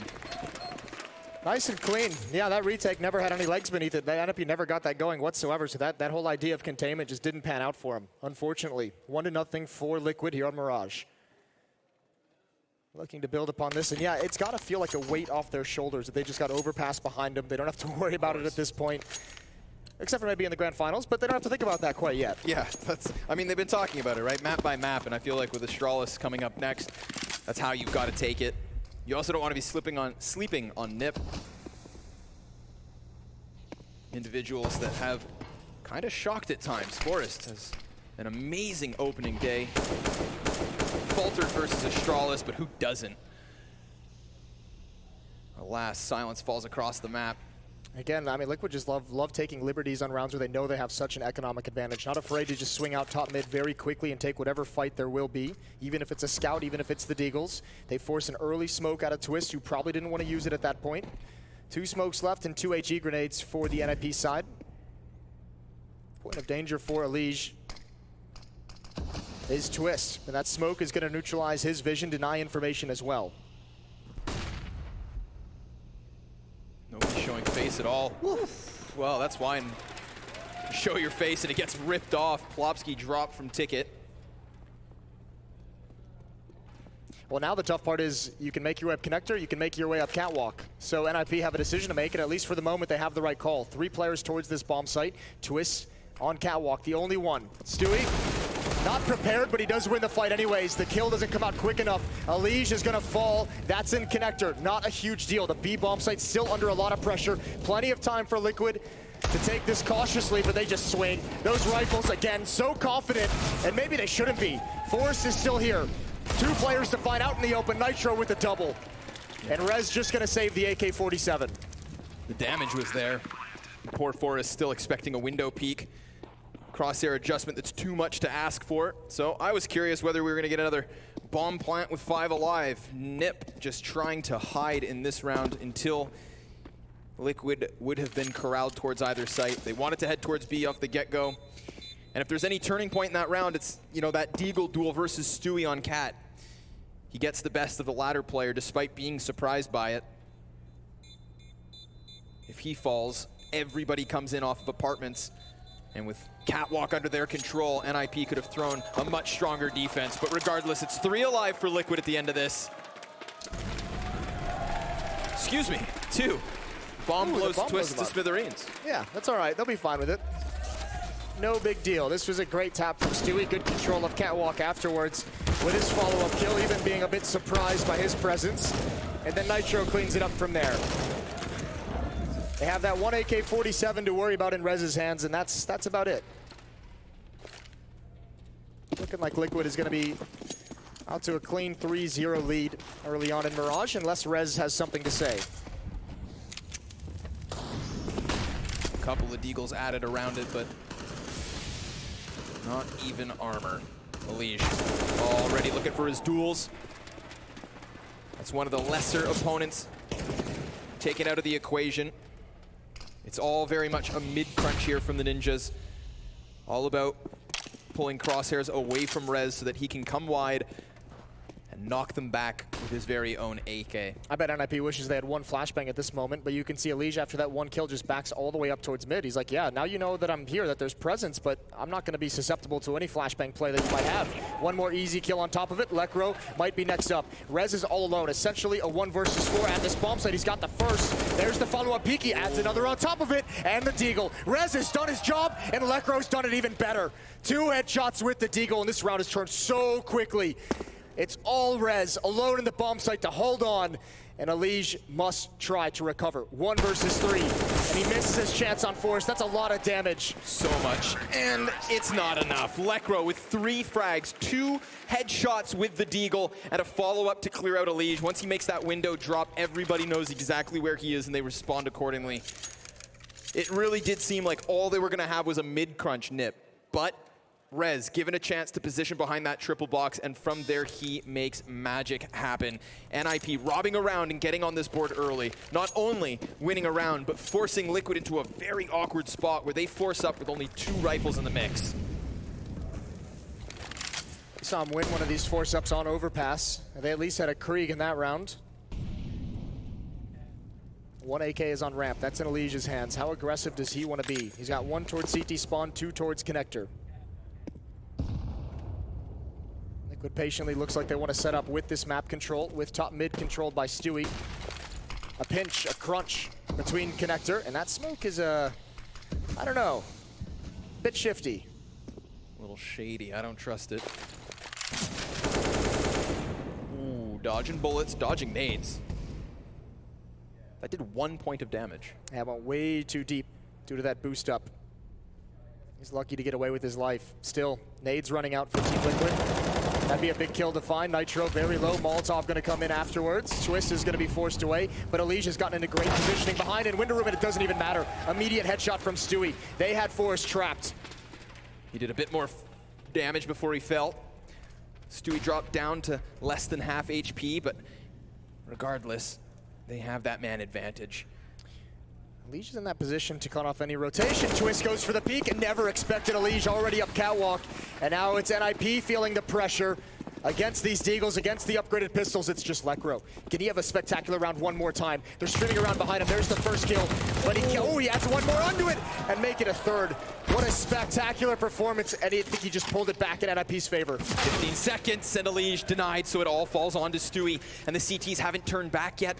He has to do this quickly. He has to find the timing, and he opts not to throw it all away. Retreats instead, wants that op. A hell of a prize to hold on to. That's 2 rounds now. That Liquid have had a single player from NIP take everything away. Stewie, oh, no! This shot, that's heartbreaking. And dies after time. Oof. I see a single tear. Yeah, the smallest violin is playing. Damn, I thought we were gonna have a round back. I thought we were starting with fireworks, Moses. This can't happen. 3 kills. That cannot be a triple kill for Lekro in that corner. He's got nowhere to even reposition to. That can be pre-fired. That can be swarmed over. And look at the results, Stewie. He went from saving an op, which could have been very effective, to only having 350 and a Glock. Wow. That's a huge punish. That is economic despair.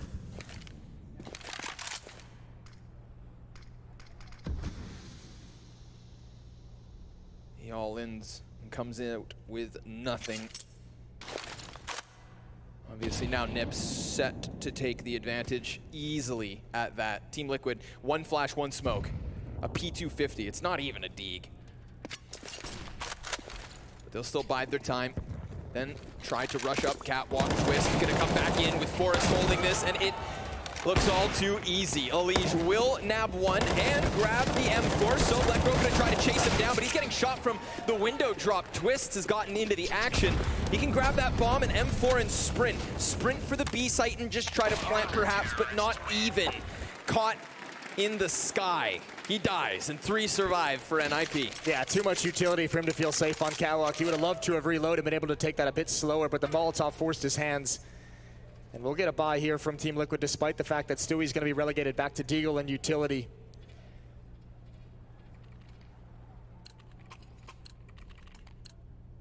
One-round lead for NIP early on in this first half. No op yet for Team Liquid. That pistol round victory in the second round seemed so far away at this point. It's been a great opening 5 rounds for Lekro.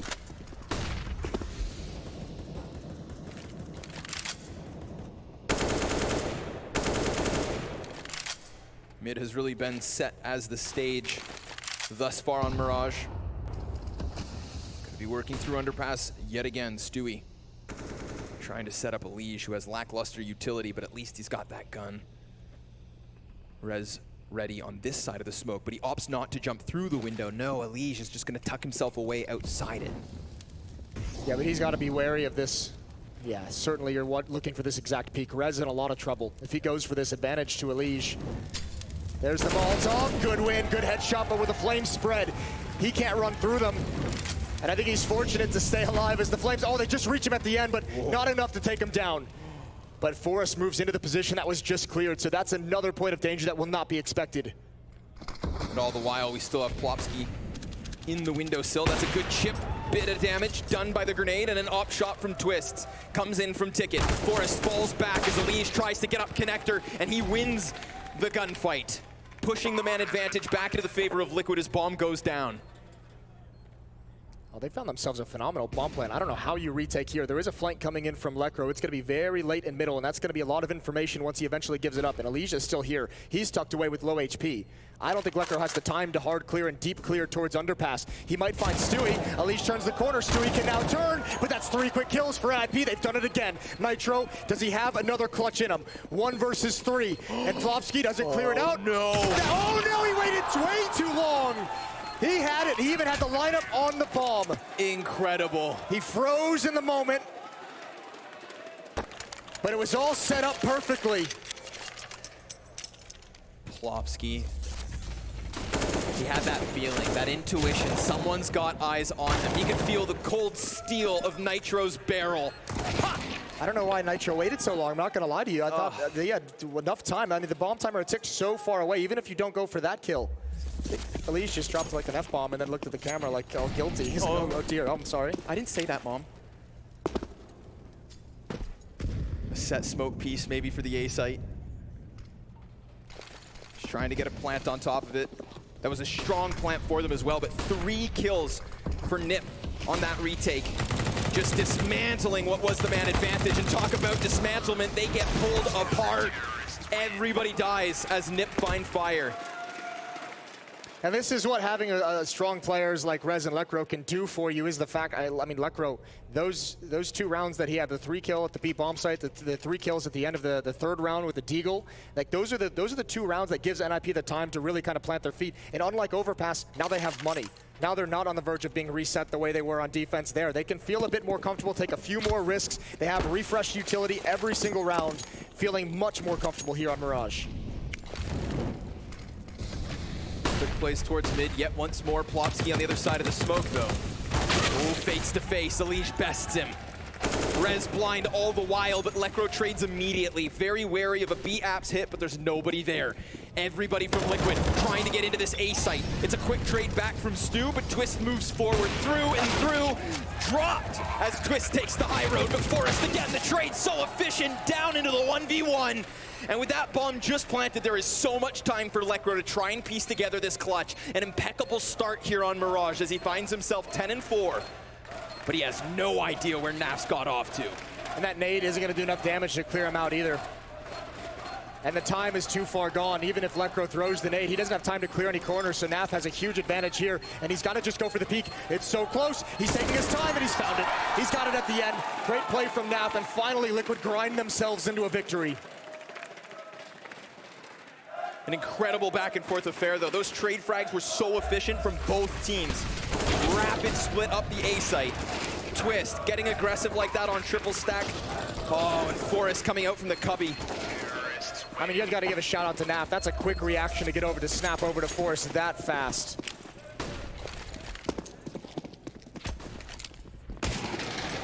Oh, and they're just going right back to the top mid clash. An op in the hands of Twist, and one for Stu, too. Spent a lot of bodies. This is interesting, though. 2 players going into ladder room for NIP. Yeah, that's what I mean. They've been playing this with numbers. Well, it's a bit different when you have an op from Stu. He's zoned in on the entrance, right? Because you almost want to get that manpower spread out at some point.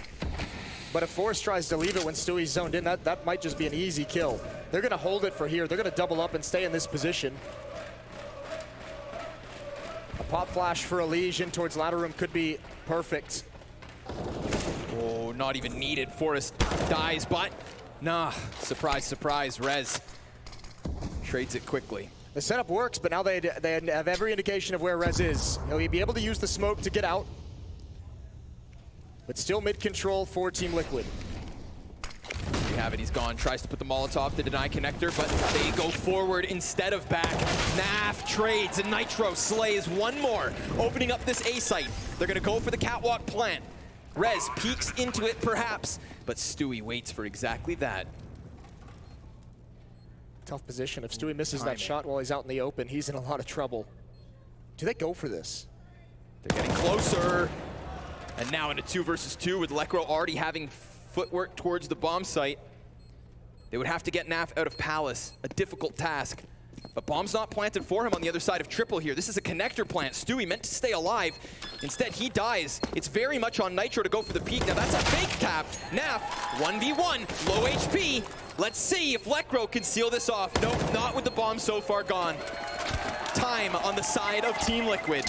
Oh, and if he's aware of it, he can go back for the AWP. He did kill Stewie with one up in middle.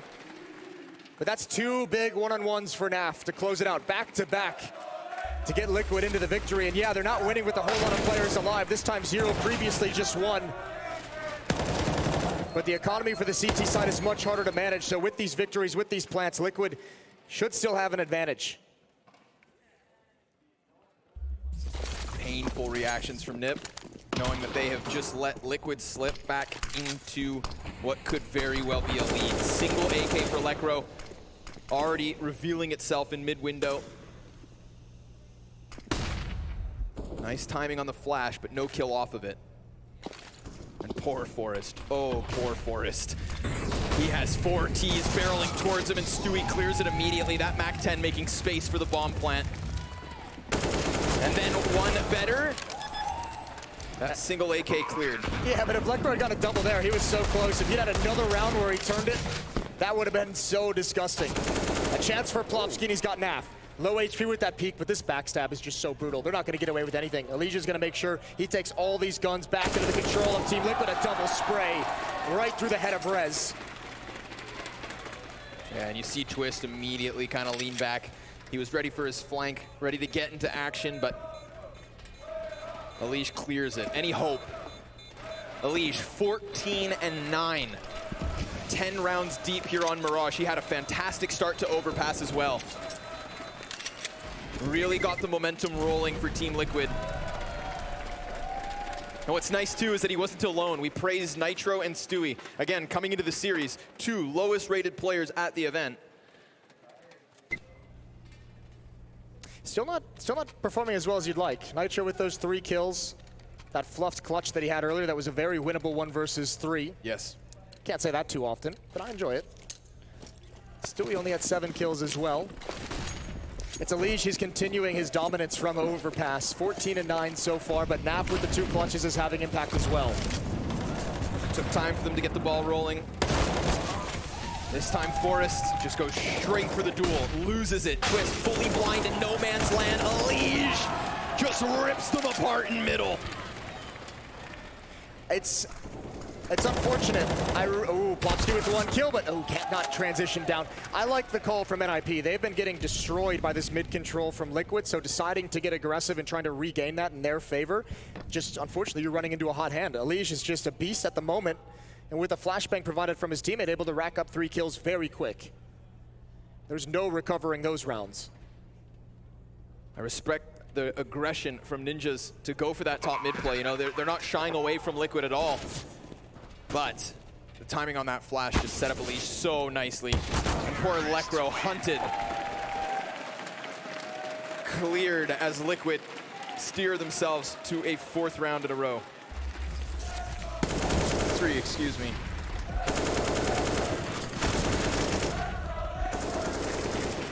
That is just a beautiful sequence from Elish, sliding out of top mid. 151 ADR for Elish. Oh. Inhuman.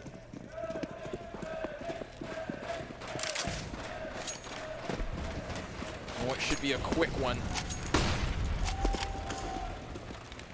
Mind you, they've won more with less. Flopsky's single scout, hoping for someone to peek Palace above what is 2 CTs tucked underneath. Very much an A defense here. And that's fair because for the majority, other than the anti-eco Mac 10 rush, it has been mid to A splits. But how long do they hold it? We hit that minute 15 mark.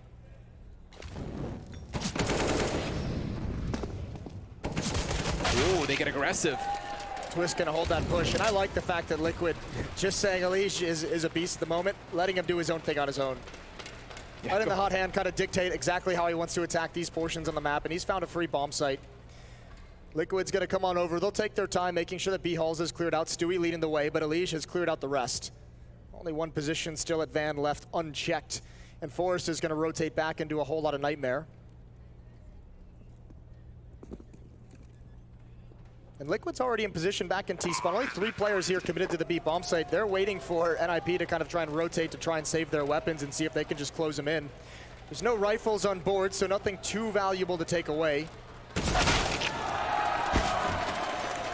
1 AK dropped, if anything. Plopsky not going to get away with another. They cannot let this T side get too far ahead, Moses.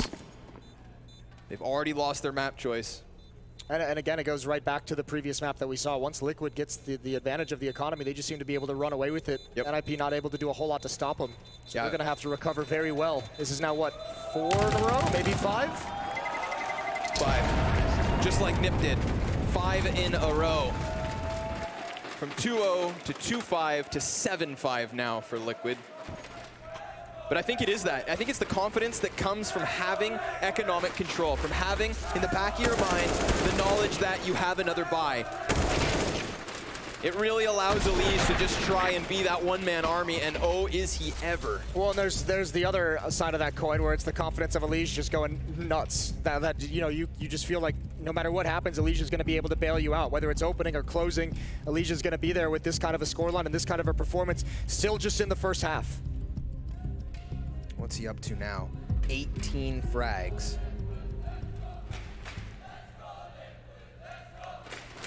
Not much heavy lifting for the rest of the team to do.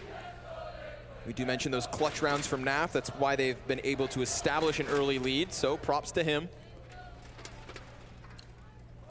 Yeah, those 2 clutches got him started, right? And Elish is just taken over from there. So only 7 kills for NAF, but they're high impact kills. Twist in the window room with the off. They're going to try and keep mid control in this fashion. He's smoked off. And actually, that's a jump over his shot. That was an accurate shot. Finally, Elish is taken down first, and Twist wins the follow-up. There we go. They walk into it. One of 2 snipers in this round because Forrest has a cannon as well. If I remember correctly from yesterday, Liquid, their ability to recover rounds within a 4-on-5 was only at about 30%. So this is not going to be easy. Twist maybe missing a chance, but again, pretty precise shots at those headshot angles. Almost took down 2. The Molotov nade combo almost finished one off. Those were 4v5s though, Moses. This is a 3v5. So when they've got less to lose. Yeah, it drops even lower, doesn't it? Yeah.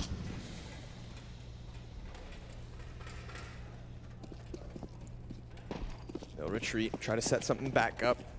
Even if they do let a round slip to Nip, so be it. It's hard to think of them going mid and having success, though. There's no smokes. There's 2 Molotovs on Nitro and Twist. Twist is at a ramp, so they're going to try and get to connector, but that's a long way to go with no utility to block off Catwalk, where Forrest is with an AWP, to block off Window, where they saw Twist, to block off connector, where they saw Twist, and you're sandwiched between the 2 sniper rifles if you're going to head into this attack. Oh, timing, though. Now, if you molly off Deep Cat, Forest may be prevented from a peek, and that's exactly what they're going to throw. It's all they have. Their options so limited. Flopsky does deny the ramp, and that's huge. Forest opts to run through the flames, and that's going to reward him as well. Nice. 2 frags for him to close the round. They're keeping themselves close. Only 1 round the difference. They needed that aggressive play from Forest. That was massive. Also, I mean, the bomb dropping at A ramp. Good job from those defenders at the A bomb site. And finally, NIP can deny that control of middle to Liquid.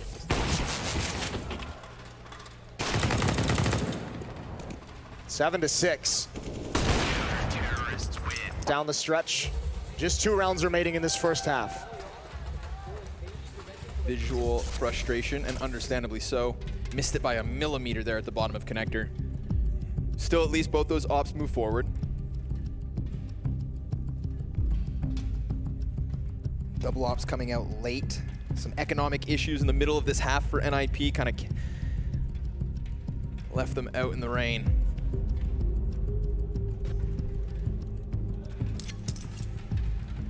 Timeout's called as this half comes to a close. 2 more rounds to go.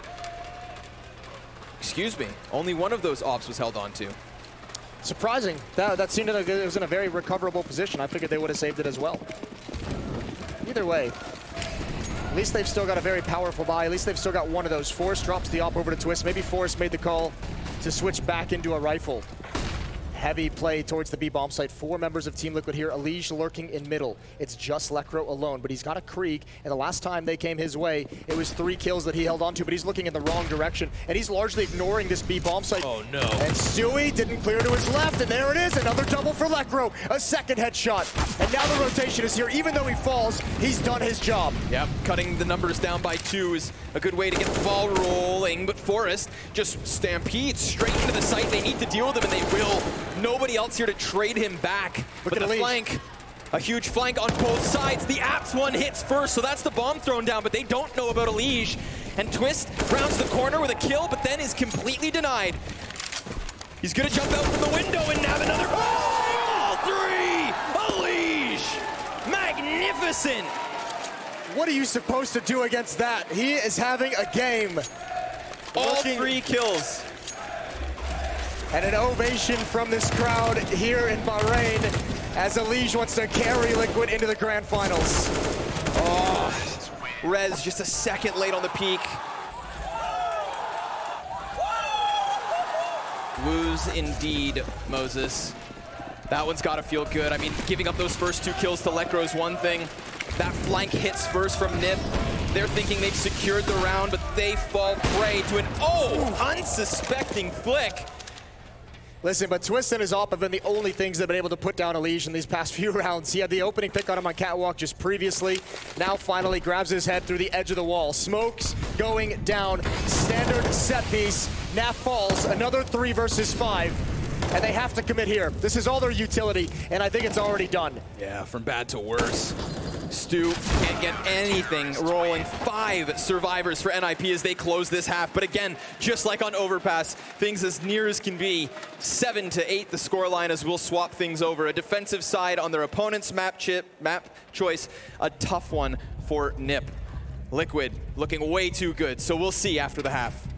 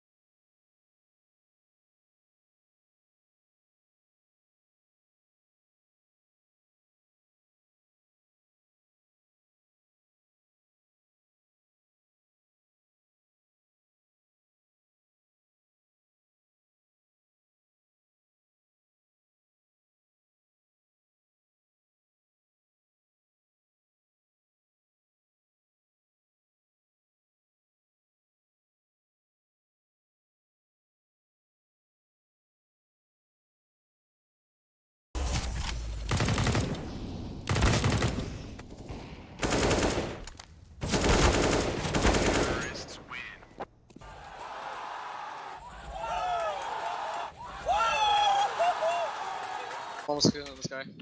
Door. Got Molly. Upper and one miss. Oh my god, you're insane.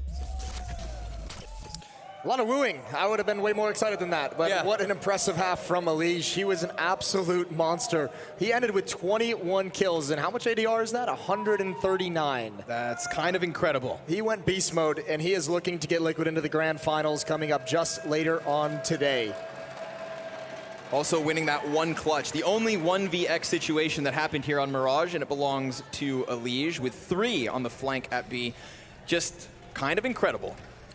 One of those world-class performances. It's why we put him up there in contention for one of the best. Again, though, on the other side, like the flip side of that is just how good of a performance to only have an 8-7 lead. And yeah, I mean, you obviously love the lead and you put up rounds in your T side, which is great. But you'd love if 21 kills come out from someone in a clutch like that, you'd hope to have at least 10 rounds. You'd hope to have some kind of a bigger advantage moving into the defensive side. Stewie is being so aggressive. He's found Electro. Back to middle he goes. He wants that fight. He wants the follow-up, but now he sees 2 players and just backs away, preserves the man advantage. Yeah, with that smoke over on the A side as well, that's at least 3 playing towards A. So he calls for reinforcements. Naf up cat should be given 2 potential kills as these Ts decide to push out on jungle. They fall into Elige. Oh no, Pistol starting to slip away from Nip. Naf with another twist will get his plant at least. A bit of a consolation prize as it is Liquid to pick up Pistol. NIP hesitated. If they really wanted to eliminate Stewie, they had to hunt him down. They spent way too long that allowed Elige to come over, and Stewie just baited them into that kind of a crossfire. Even with Elige falling afterwards, Nitro took up his position, and then it's just ease from there. Nice job from Team Liquid taking the pistol, but the plant will allow NIP, if they choose to go for that Krieg, to go for that AK buy, and step into this next round quite nicely. Sure enough, they will. A scout for Twist, a Krieg on Lekro. Does Rez spend what he's got left? No, there should be a gun on the ground for him. Yep, AK in the mix. So Rez, Twist, and Lekro well armed for round 17. In fact, better armed than some of the other side. Liquid, double MP9. Yeah, but they got to know this is coming. At this point, at this stage in Counter-Strike, you have to know a plant means that second round buy is going to have a Krieg, is going to have those rifles, so surely you have a plan of how to position those SMGs. Which undeniably have strengths of their own.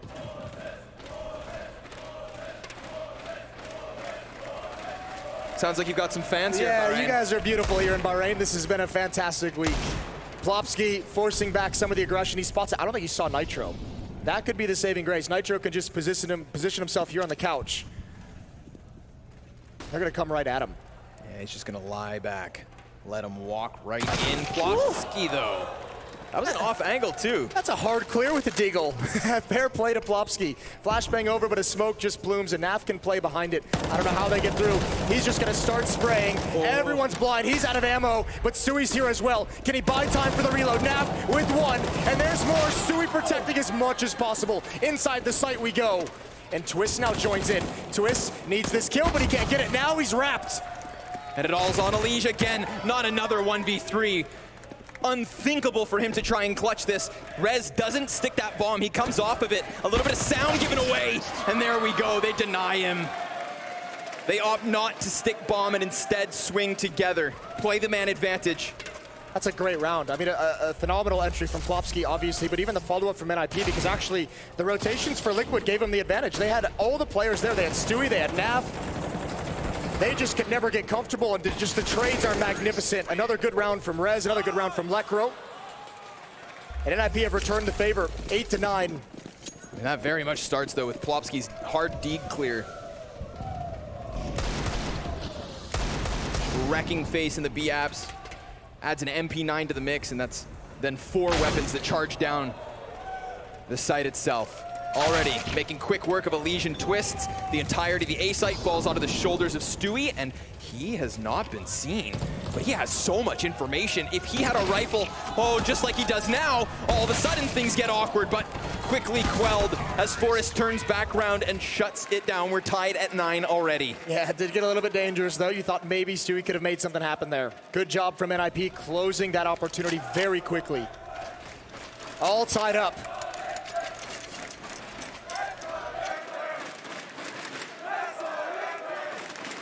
And this time Liquid have to save. No Deagles, no CZs, no utility, just the USPs.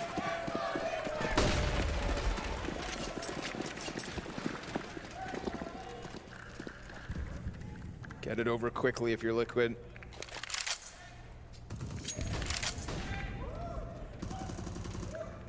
Poor Rez, gonna be outnumbered. Because of that, good displacement there by the CTs, spreading wide.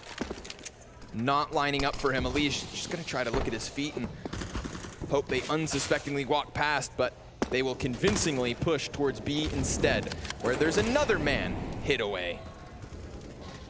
Yeah, but just no weapons to do any damage with, right? And even if you have the advantage of positioning, it would take something miraculous. I don't know how Stewie's had 2 rounds now where he hasn't been seen by anyone. And that's what I'm talking about. Look how long it takes, even with 10 free shots. It just takes way too long. Naf would love to keep this AK in his hand. I don't think Lekro's gonna go for the chase. Yeah, it might be a bit of a freebie given away. But Nip hit 10 first.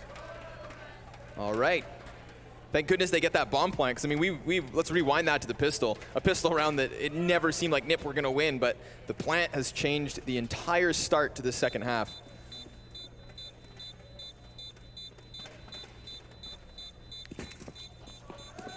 A fresh meta, say of it what you will, does allow teams to bounce back. So here we have it, another for Nip. 3 survivors in the end as well. Considering it is 5 USPs, Moses, 2 kills, you take that. Yeah, you will. You'll take it, and now you'll see what you can get with a bit more money behind you. Yeah, but money behind you, I mean, look at Plopsky. Yeah, he's got some cash. Him and Twist. And Twist even has an op with that much money behind him. Yeah. Liquid, no snipers of their own. Naf is the only one with money after this buy. Fully invested his team Liquid going into round 20. Gonna be mid-control attempt, and it's gonna be mid-control failed. Lekro with the double immediately. Man, a failure. They just fell flat on their face. They don't even get a shot off. Listen, Lekro's only at 19 kills, Alicia 23, but those two are going blow for blow. Lekro has pulled so many rounds back in their favor in the first half. It was a big reason they were even able to get 7 rounds. Yeah. What plays to the favor of Lekro is he has Rez 1 frag behind him and Plopsky not trailing by far. It is still very much the Elige show to the other side. It's a save from here. Nitro and Twist not going to move out of this B bomb site. Twists.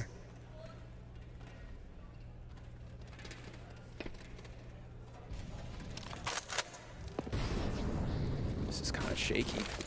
I wasn't sure what Nip were going to have to offer us on the offense. So far, so good. I mean, okay, albeit 1 single real gun round from Liquid, and it just gets immediately ripped apart by Lekro.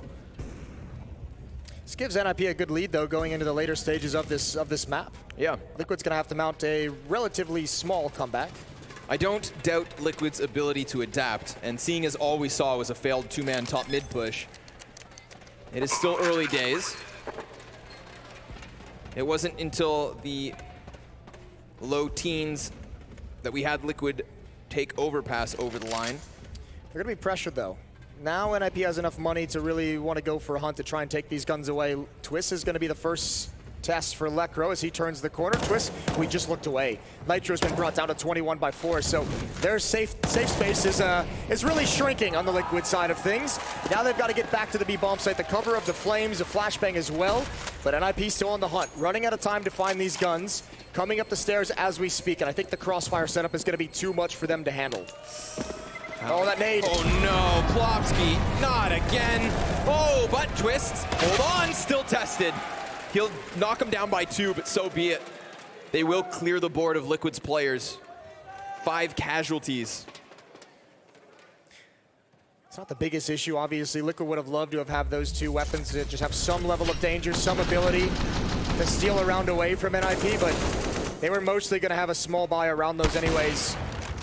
The next gun round is the all-important one for Team Liquid. NIP looking to get up to a 3-round lead.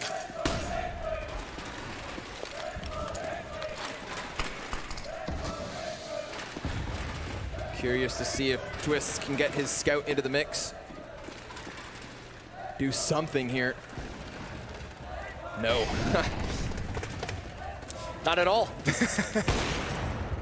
Peering into that A bomb site. Another smoke going down to cover the mid control, the mid presence. Ooh, and Stewie bails out right at the perfect time. Yeah, Molotov to prevent any additional CT peek, not knowing how many bodies are here. There's 3, in fact, towards the B site. But that Molotov, the window smoke, it gives such deep control to the Ninjas. You can see Forrest in ladder room. Nafly wary of what could be a jungle push.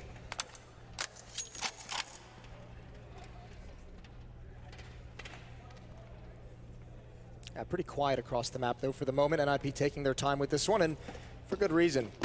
Don't want to let any of their advantages slip away at this point, and they're going to find a free bomb site here at A. They're going to be rewarded for their patience. And they will find that 3-round lead. They will be up 12-9, and they will have money control. They have a lot of advantages down the stretch here. So Liquid, it feels like this next gun round is going to dictate a lot of whether they're going to be fighting for this map, fighting for this series, or if it's just going to be a high possibility we go to 3, which would be nuke. Oof. Yeah, don't spam that deagle at me. Yeah. The beauty of that is Rez sends like 2 bullets back the other way. Lands the headshot just as Nav, whoa, brings him back a bit, but up close is Forrest. He'd been tucked away in ladder room for so long. Nitro just gets his reward at the bottom of connector. Even if he falls back, though, Forrest has him pinned. I think he can stay here. I don't think he has to. Maybe if he hears Forrest drop out of the window room. And here's him moving. Forrest comes back and even then misses the timing. But it is Nip on fire. Don't forget, though, second half of Overpass, NIP, 5 rounds in a row. Then the 21st happened. That was when Liquid got themselves a great call, plant bomb, and from there on out, swept Nip under the rug. Could very well be a mirrored image here on Mirage. It's got to start now, though. Right now. Liquid have the op on Stewie. They've got the AK-47 on Nitro that he saved in the previous round. M4s across the board on 3 players. Molotov smokes, all the standard things to protect yourself on the T side for mid control, and it's Lecro to swing wide. That off is at the A bomb site. Stewie's got it back in CT spawn stairs. Top of the ticket booth. Twist toying with the idea of a little bit of a palace push. He's on the cusp of it.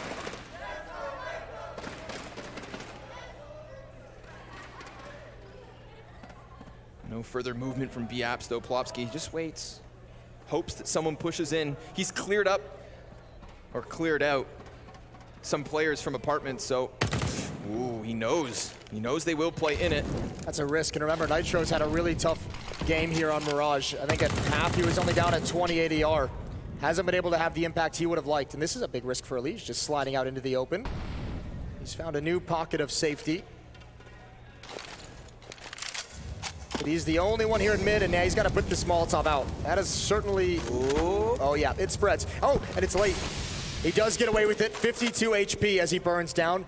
And look, Nitro and Naf, big task to do. Molotov is going to hold him off, at least initially. Yep. They're looking for Lecro on Catwalk. They want to make this a single-pronged attack. So many bodies now about to try and pile out.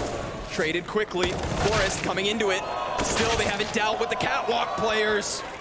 And that could be so problematic, but Twist's going for the bomb plant as Stewie's caught on his peak. Rez gets tucked into the corner and seals the deal on that one. Again, we questioned those late rounds from NIP on Overpass. Many a time they tried to hit in the last 30 seconds and it cost them. This time, because they get that split from Cat as well, they clear B, they plant their bomb, and they establish a 4-round lead. This is phenomenal trading from NIP into the B bomb site. This is a couple rounds now in this half where actually Liquid's had an advantage in their defense. That's 3 players at the B bomb site. That's Nitro in the back. There's 1 player towards Catwalk and 1 just getting out of market. You should be able to handle that defense, especially as Liquid, who's touted as one of the most skilled teams of the, or skilled rosters that we have. They're just not hitting their shots on top of everything else. On top of the good play from NIP on this T side. Well, this is wild. There's nobody else stepping up to bat with a liege. Stewie still trailing by 10 kills. They won pistol on the CT side, lost to the Ford Spy, and now we're talking 6 in a row from Nip.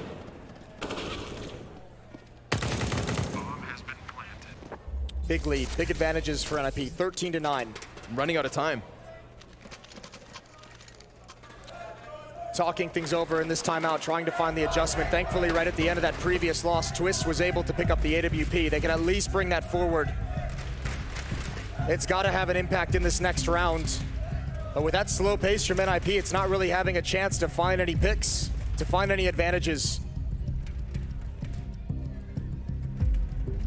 And the one time we've actually seen Liquid confident enough to go for an aggressive start on a CT round was when they just got obliterated on their top mid push. We haven't seen anything as audacious since. Rinse and repeat, perhaps. Liquid.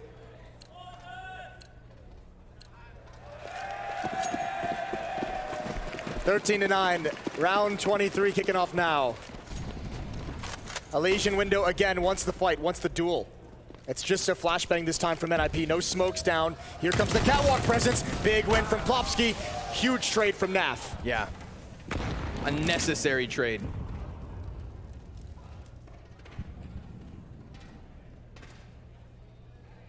Nothing further. Twist, who was originally deep in B apps, doubles back for bomb, already using it through T-spawn. Rez being held in Palace by Nitro, but his attention's also turned towards Connector. Stu's got a line of sight through it. But it'll be Lekro left alone on mid. Top Connector smoke, that's gonna force the feet. You see Nitro switch sides, and suddenly he can no longer keep Rez honest in Palace. He's gotta trust Stewie. Yeah, and Stewie's got way more work to do. That's a huge kill from Nitro. Stewie's able to slip behind triple, but Forrest already at the top of stairs. That kill makes all the difference. Then Stewie can swing out wide, and they know where Rez is at. Finally, Team Liquid can hold a round. They gave away 6 in a row before responding. That's the first gun round they've won as well. It's been comprehensive from NIP. They've won all those rounds. So Nitro is able to get the job done. 2 kills in Connector as the only defender. The other 2 players for Liquid were the other side of the map. This was a huge performance from Nitro. Yeah. That gave Stewie the opening for a double kill with that ult. 13-10. Money gonna start creeping low for NIP. A big gap in that thanks to the Molotov. Late game economy is what lost them overpass in the end. Nip having that fresh on their minds as they nearly bottom out their bank accounts for this one. There is still some cash there. But there's already more bodies on mid. Naf nearly giving away that opening kill. Stewie hoping that Forrest oversteps this corner. Yeah, but they might not know that it's a double op setup. They might not be aware that Stewie has that AWP ready to go in window as well. They saw one on catwalk. Molotov forces Rez off the angle, which gives Elige some safety.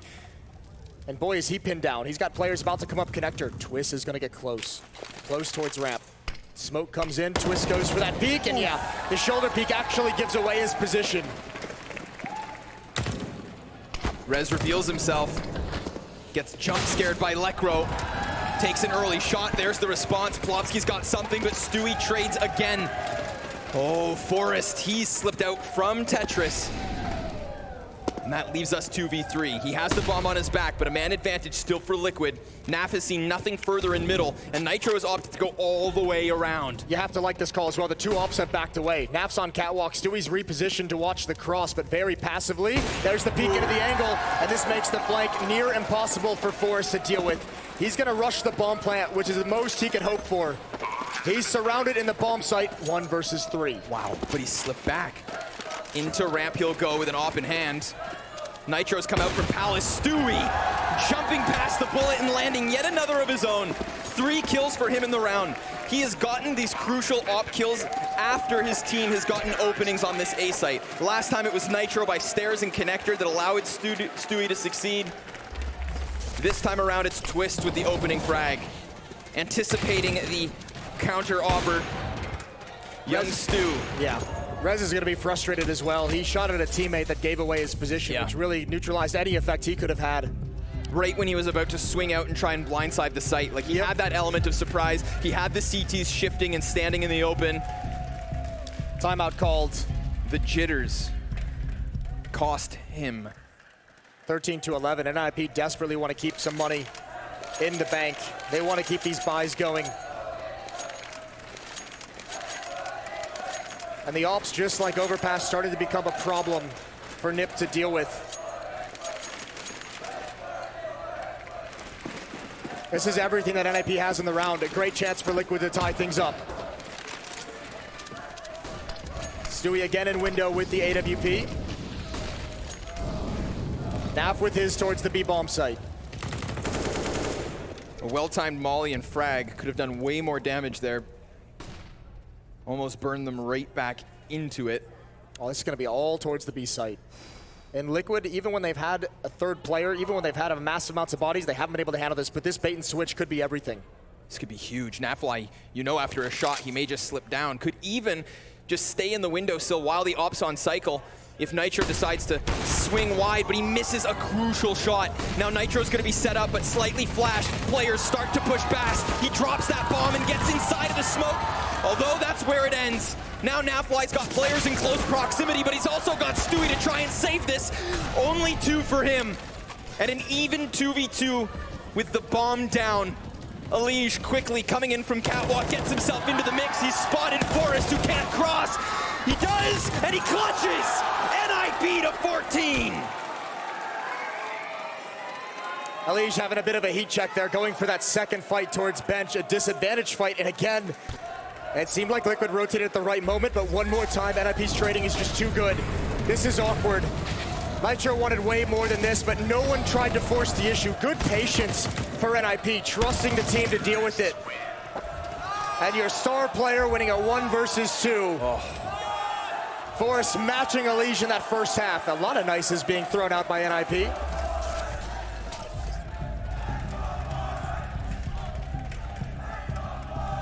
Forrest chance, Jason. I haven't heard those ones until now. Why not? How do you not hype this man up? A legend of the game. Pushes back when the pressure starts to mount. And this goes to what the desk is talking about, and it's when you mention someone like Nitro having a really rough stretch here and a really rough second map for a lot of this time, this is a bomb site they've lost a number of times in this half where Nitro is one of the primary defenders. It's not to call him out as an individual that it's all his fault, but yeah, the guy having a tough game. Start heading towards him. See if you can lean on that. See if he can actually step it up when it's needed. And at the moment, he isn't doing that.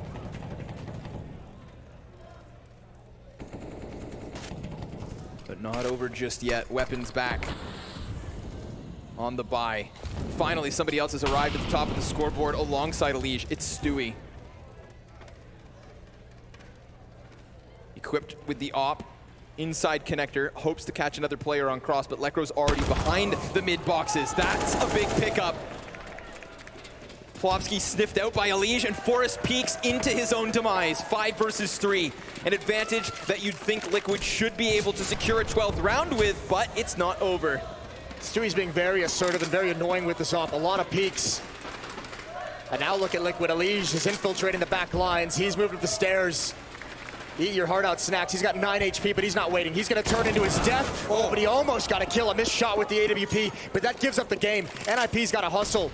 And actually, they're making a new call, dropping in towards underpass instead of attacking the B bomb site.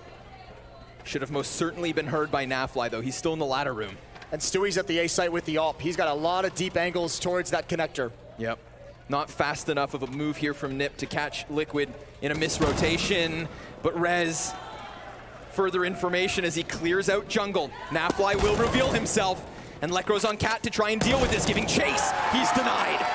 Nafly coming up with 2 big kills as Stewie gets back to ticket, and Liquid keep the lead within 2. Keep the lead within 2 and keep the money low for Nip. Not able to string rounds together. Back to a very weakened buy for the attack. Should allow Liquid to close the gap one more time moving forward. Some frustration coming out for NIP. Eagles, oh, they fully buy into this. Whoa. I am surprised. They're risking the 2-round lead here with this kind of an investment. We're getting wild, Moses. Yeah. This is a ballsy call. A lot on the line here for the Ninjas. Let's do it. They've got at least near full sets of utility. The idea behind this is keeping the money equally low for the defense for Team Liquid CT side. trying to get 3 or 4 kills, trying to keep them in a position of being reset in the next round.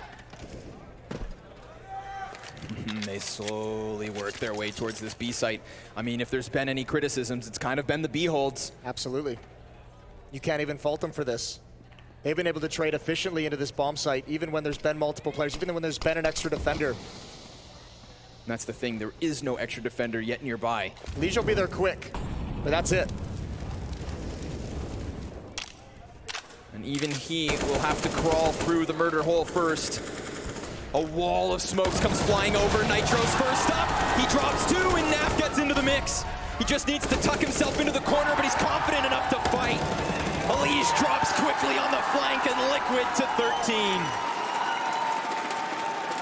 I feel like that's a smile out of Nitro where he called that setup specifically for a B hit. Yeah. He had to have said something like, they've had so much success here, you have to imagine they're going to come back, and that's not enough damage for NIP to justify that buy. That one hurts. That should see their lead disappear. That should see Liquid tying this up at 14 all. I don't even think NIP can afford Deagles.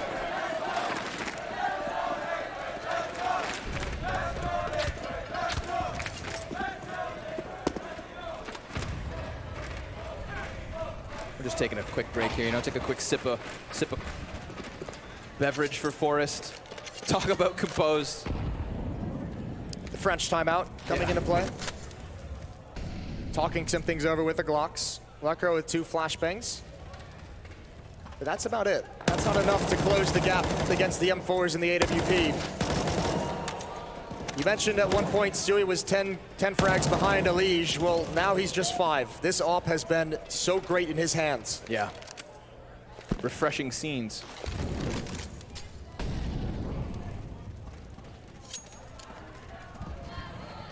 Four of the last 5 rounds, in fact, for Liquid.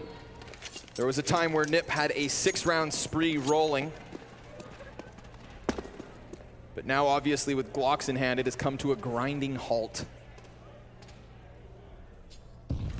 But they'll try one more time to hit this B site. Flashbangs, all they've got. A plant that could afford them the tidbits of utility in the next. Naf ready for it. These T's come cascading past the windowsill, and it is just way too easy. Ooh, hello, that's a nice USP shot, and he cleans him out. 14 all. Naf and Nitro handle that one perfectly. No trades, not even a single kill. And remember that buy just a couple of rounds ago, that force-up, that was designed to have this round right here at the very least be a low economy or lowest economy possible for Liquid. That's not an issue for them. Not at all. Even if they lose this, they have a solid buy in the next round, so NIP won't have an easy win here. Nope. There are no more free rounds in this one, Moses. No matter what, we're playing 30. Overtime or either win.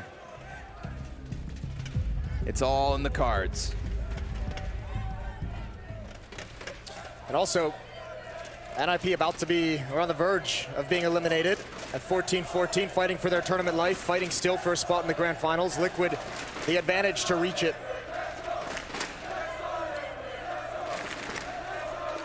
A slow burning CT side for Liquid, but they've got it back under control. Albeit not over.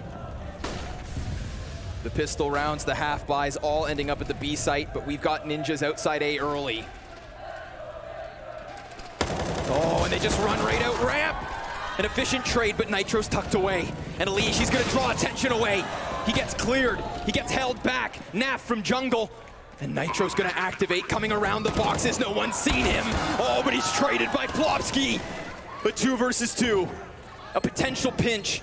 Stu works his way slowly up from Ticket, and he has not seen a soul. But Lekro knows he's hurt Naf, and he can't hold him back. Everything's on Plopsky, and he falls. Team Liquid securing overtime at least. Naf is just running around deathmatching in that round. I don't even think he expected a player to be in connector. He did everything. He even took the attention away from Nitro's position to get that 1 kill. What a beast. Wow, they run in before their smokes execute. They're trying to play a timing, and they caught Twist off with it. But even with that timing, Jason, they didn't clear back sight, and Nitro's gonna punish them accordingly. That's a lot of crestfallen NIP players. 1 round left to try and force overtime. They had such a nice lead. They had this map in the palm of their hands. And yeah, go to the B bomb site. It's been your most successful strategy. It's what's gotten you most of the rounds, but Liquid's gonna be aware of that as well. Stewie's gonna have a very fast position on catwalk. Here we go. Nitro, M4, Stewie peeking with the AWP. Good first kill from Nav. Nitro adds, but big trades again for NIP. The entire kill feed back and forth. Another 2 versus 2. Last round picked up by Liquid. Elysian twists. Stars who shine. Lekro and Forrest trying to hold this line, but Elige not yet seeing heads. Forrest caught in no man's land, and it's over. 7 of the last 8 rounds. Team Liquid will have 1 more chance versus Astralis in 2019. They end the second map on fire, leaving Bahrain on their feet, Moses.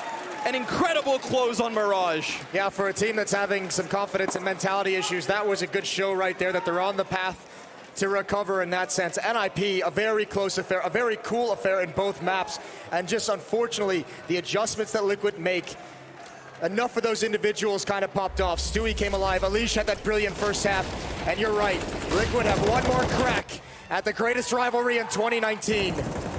We're gonna head to a break and we'll be back with the desk. An incredible close on Mirage. Yeah, for a team that's having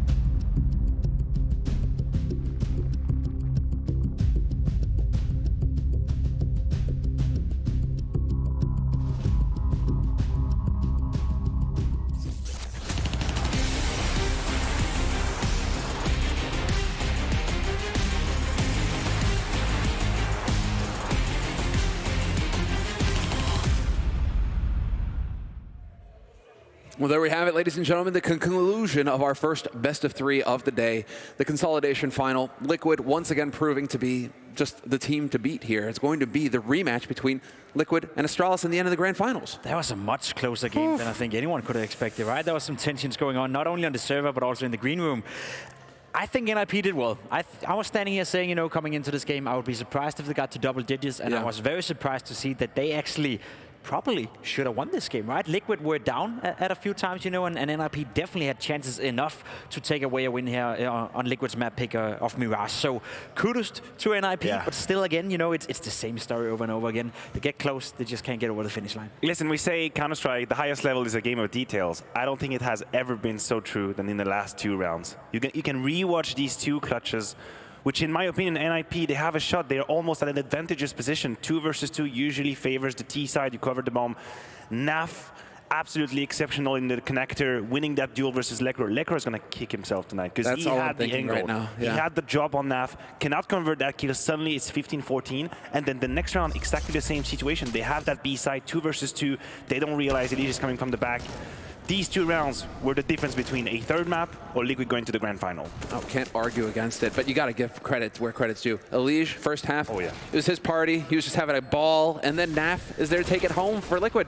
Even Stewie2K, though, he showed up. So are we seeing enough pieces of the puzzle here coming together for Liquid? Are they a real threat to Astralis, or is it still something that we need to kind of throw up in the air? They are a real threat to Astralis, surely, and I think, you know, just the fact that you said it right there, Elise having a monster game, Nef having a great game, Stewie2K having an impact, yet NIP was still close to win this game. You gotta give credit towards the NIP boys. Whereas for Liquid, it's gonna feel, you know, it's gonna feel great to win 2-0. You know, they get some time to rest now and get ready for that Astralis game, but still, they would have liked to just get this, you know, one over with in a convincing fashion, 2-0, making sure not to give away too many clutch rounds and making sure not to invest too much energy into this one.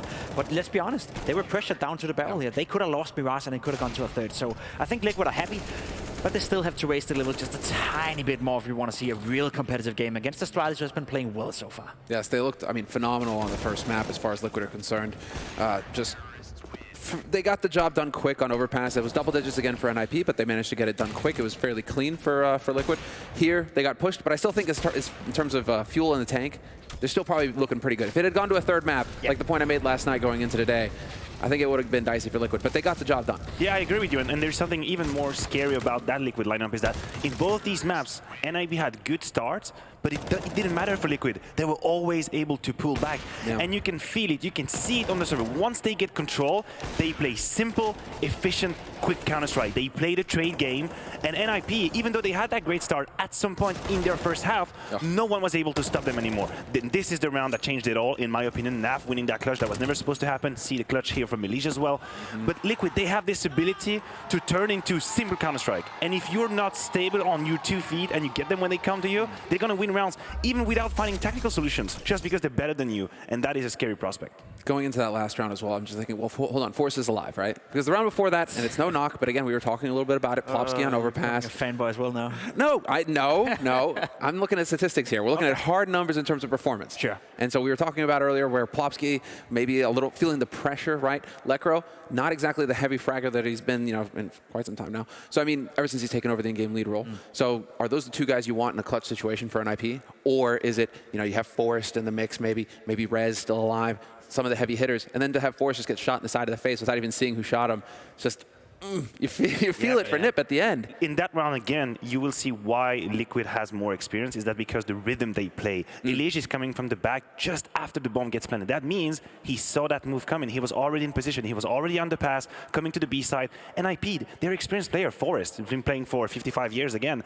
But still, he doesn't see, it doesn't matter, we're going to ask the historian, right? But he doesn't see that movement coming because it's too fast. That's Liquid when they are 1 step ahead of you. And the experience shines in these high-pressure situations. Yeah, it's simple as it is. You know, Liquid are simply just too good for the players for NIP to handle. I think we saw a lot of potential. We saw Plopsky, you know, stepping it up a little bit. You called him out after the first map, not performing well enough, and I think that's totally fair. It's a player that has to, you know, elevate his game. It's a player that has to mature, and I think an experience like this is always going to help him. Exactly. And well, now we're actually going to get to hear from the monster of Mirage. Elige is ready with Frankie. I had to grab Elige, Mr. Jonathan, for a chat. What an incredible performance from you on both maps today. But we got to talk about that second half. There were some issues on the B site. How did you sort them out? I mean, I think the first thing that we did was we got a little bit more aggressive on mid because they weren't, they were just able to do anything they wanted, and our late round wasn't really doing too good. I mean, I'm not really sure exactly what they fixed, because we kind of started 3Bing a little bit more, getting info a little bit more. I was really fast on the underpass flanks a couple times as well, so as soon as we got a little bit more info, I think it just was a lot easier for us. The stress was visible on both teams' faces, though, and it felt like the rest of the boys took a while to catch up to your performance. But in the end, we saw some fantastic trades to retake the A site in particular towards the end. How did the guys get their brains back into gear?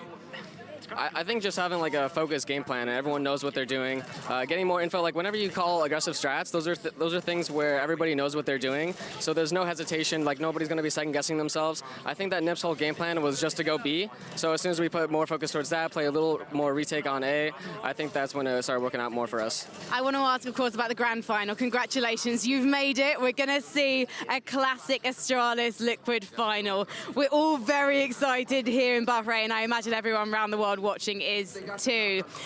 Adrian told me in an interview earlier this week that your aim was just to make top 2. Top 50. Top 50? Yeah, no pressure. Does this mean you're going to have fun? You don't care about lifting that trophy? I mean, I definitely want to win this one. It's a super top-heavy first place, and to be able to end it with Astralis, like beating them, is going to be incredible. Okay, I can't wait to see it. Thank you so much, Alicia. Congratulations, and let's head back to the desk. There it is. That's what separates the men from the boys, the competitors, and the kings. The mentality, the vision, the key word right there. Ending it with Astralis, beating Astralis. It's not, oh, we're going to play against Astralis, or we're going to face off against them and best man takes it. He's like, no, no. We end it with beating Astralis. He's already visualizing in his head they're beating Astralis in the grand finals. That's what you got to do to win tournaments, Pimp. And let's be honest, that's going to mean the world to Team Liquid if they were to be able to beat Astralis later on here today. It's always good to end the year on a great notice, right? It's always good, especially for a team like Liquid, who right now have been struggling a little bit. The last 6 months haven't really been up to par with what we saw the first 6 months. So if they can end the year with a beating of Liquid, or sorry, beating Astralis. Yeah, them giving it, not receiving the beating. Exactly, that would be great. And again, it would fuel up both teams for 2020. And we already have announced some of the teams coming into 2020, and both Liquid and Astralis is going to be in Blast next year. So there it is. We know that now due to the announcement. Again, check out social. Be sure to follow there. We're going to have a lot more information coming up about what's happening in 2020 with Blast. But what's happening tonight, we're not going to get quite into the grand finals just yet. Oh, are we not? No. There is one thing that we didn't change in the format. Yes, best of 3s. Yes, double elim. But we've still got the 3rd versus 4th place show match, essentially. But it's a show match for $20,000. So yeah, it's a bit of money. It's a bit of scratch. It's the kind of show match you like, right? What would you do if you won $20,000 right now?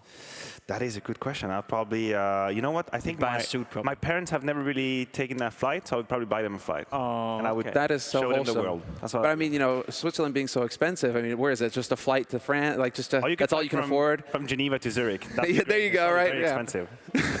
I mean, $20,000. This is where it all gets on perspective, right? He lives in Switzerland, one of the most expensive places in the world. It's like $20,000. I'll buy a Big Mac. Yeah. You know? Hey, that's a good one. What would you do? Because you live in Denmark too. So how? Like, I know what you would do. First of all, I know what Pimp would get. The government would take what? 65% about. Yeah, 65% of that, and then what? What do you think? I think you would get a bike. You would just go all out and just get like the fastest, because you're a triathlete, right? So I mean, you would be all about getting the most expensive gear, just getting ready. You're gonna like shave a couple seconds off your time. Yeah, sure as hell wouldn't buy totally worth. Sure as hell wouldn't buy plane tickets for my parents. See, that is a different option. Yeah, I know. But a home gym, maybe? I'd probably, you know, a home gym would be great. Yeah, you know, take my family on a vacation, probably, you know, somewhere similar to what you're saying there. And for $20,000, I think you can go far. You know, not only Zurich. Oh, you can come to Switzerland. Yeah, I don't really want to. What? It's beautiful there. Come on, best climbing. Again, you bring the new bike that you just bought, and then you can go climbing in the mountains with the it. Alps. I could also go to France or Monaco or Spain for that. That's a good point. That's a good point. You know, get that, you know, visualizing, right? That yellow jersey you're going to get in 10 years. Time, man. Why do you think I stand right here? One day at a time, Pimp. One day at a time. Maniac, I mean, as far as the takeaway goes for this match and this tournament so far, I mean, just going into it, we've got the 3rd, 4th. I am going to have to tease you guys a little bit about it. I'm going to have to poke you a little bit about it. But in terms of sheer aim, right? Who's going to, because this is all about aim. And maybe you know, it's not Zonic this time. We've got a guy who doesn't give a damn yet. Oh, there you go. He's going to walk in. There we go. Trist, bring on the headset. Welcome. Bonjour. I didn't think I'd just walk in here like that. Hi there. That's cool. Perfect. Doesn't matter. Welcome, man. How you feeling? Good save. Oh, it's feeling all right. All right. Yeah, I've been saving a lot. The lucky one. We're over here just like, man, sleep. That'd be amazing. Okay, I have a saving, question. I have a question before we dig deep into, you know, the game and Counter-Strike and all that. How much time a day do you spend doing your hair? It's like 5 minutes in the morning. 5 minutes? Yeah, it's fast. He comes from the school of Sponge, dude. man. That's pretty good. This is like the school of Sponge. You know, just do that. But how can it You're look good to so go. good all the time if you spend 5 minutes? Oh, my hair, yeah. Do you hear the envy in his voice right now? He cannot believe it. Like, only 5 minutes, really? I spent like 30 minutes. Why is it only 5 minutes? It's the absolute struggle. Just like what we're, you know, right now on the desk. Let's bring it back, boys. Let's get focused on something we know about. Counter-Strike. Do we have any questions to kick things off here for one of the very best players in the world? Yeah, what kind of brand do you use for your gum? Oh, man. Brand? Come on. Yeah, just walk off, man. Kidding, you know All what? right. That's it, Let's be serious. Team Liquid, you guys had a wonderful time throughout the year, right? You had your ups, you had your downs. As of lately, it hasn't been up to the same level. And in particular, me and Maniac has been criticizing you a little bit for not playing up to the level that we expect from you. How has that, been feeling for you as well? Do you think you're playing to the level that you can, or do you still have more in the tank, so to speak? I missed some opportunities there and there, but mainly like when rounds like are coming to like an end, like I have all the nades, so I'm just supporting. Yeah. I feel like I've become one of the best support players in the world. So there we go. Has that been a switch of role within Liquid? Or? I think it just gradually happened over time, and it's okay. I went from like entering to like middle of the pack to just in the back. So I guess it's like they want me to be in like clutch situations most of the time, but sometimes just isn't playing out that way. And how was it for you to adapt? Because I think at some point you were really up there, like you were in one of my role models in terms of CT side at least. You say it, you had to adapt, take a new role. How was it? How did you live it? How was the emotion? Was it hard? Was it easy for you? How did you feel about changing the roles? On CT side? Yeah, just in general. Well, on T side, it's very different. I'm usually like entering most of the time. I mean, sometimes I'm still entering. But on TT side, I mean, people just get smarter, and like the anchor positions kind of become obvious, Like if I die in pit early on Inferno, like they just know where the rest of my team is. Like it's obvious. So I don't know, people just are getting better, and it's harder for anchor positions. So would you credit that to the other teams, as you said, like people are getting better, right?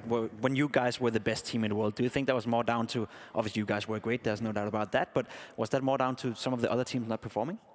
Kinda. I mean, I don't really know. I think the game just evolved like really fast. Whereas like, I feel like over the break, everyone got like super good, and, like things just like balanced out. Sure. And now like the competition in CS is so high.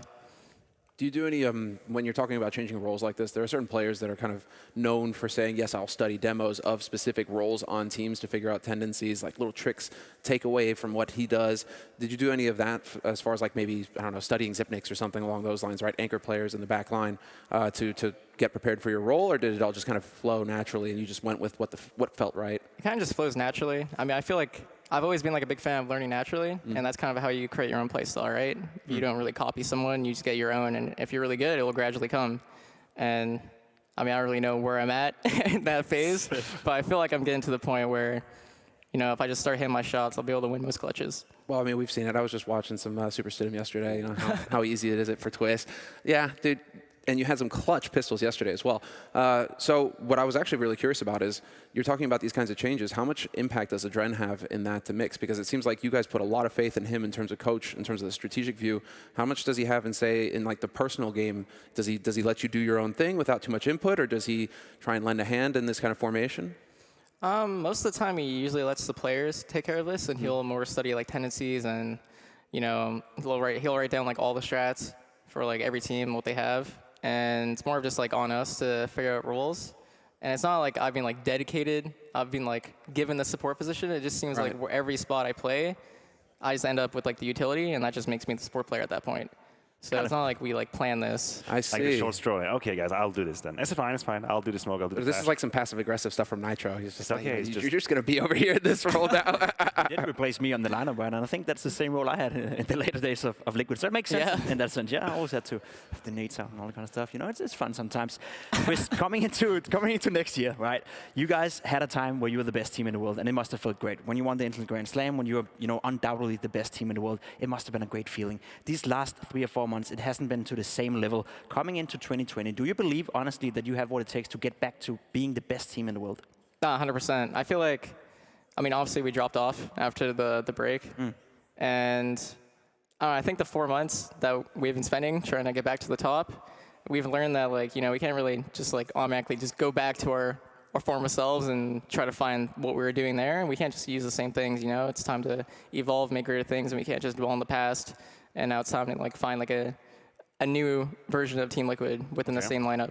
So. And what would you say is the biggest difference between peak Liquid that no one can beat, and Liquid that was a little bit in a slump? What is the one main difference for you, being in the team? Main difference? I feel like our individual plays kind of slowed down a lot. So we're kind of back into that structured CS. And it's not a bad thing. We're very... we're executing, we're all trying to go in together and stuff. Whereas former Liquid, I feel like, someone on Inferno would just walk up boiler up lane, find 2 entries, or just run out Balak, just find 2 entries, we're just out-aiming everyone. And now it's more of like we're trying to outstrap people.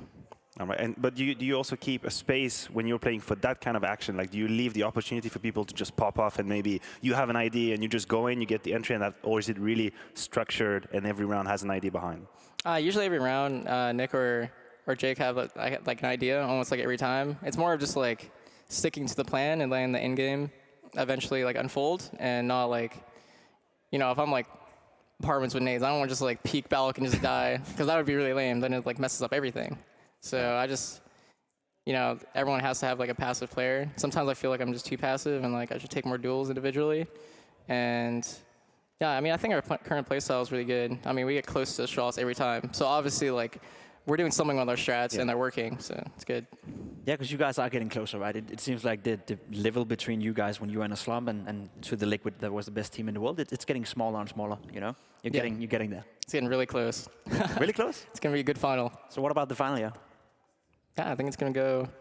I'm expecting a long game. It's going to be a grind, especially for us. Yeah, All right. It's going to be a grind. We already played one best of 3. We have to wait through show match and this blast standoff thing. Speaking of just the format today, in your experience, is it an advantage for you that you already played now and you're going to go up against Astralis? They've been chilling, maybe watching you, or do you think they have the advantage? How do you see the whole situation?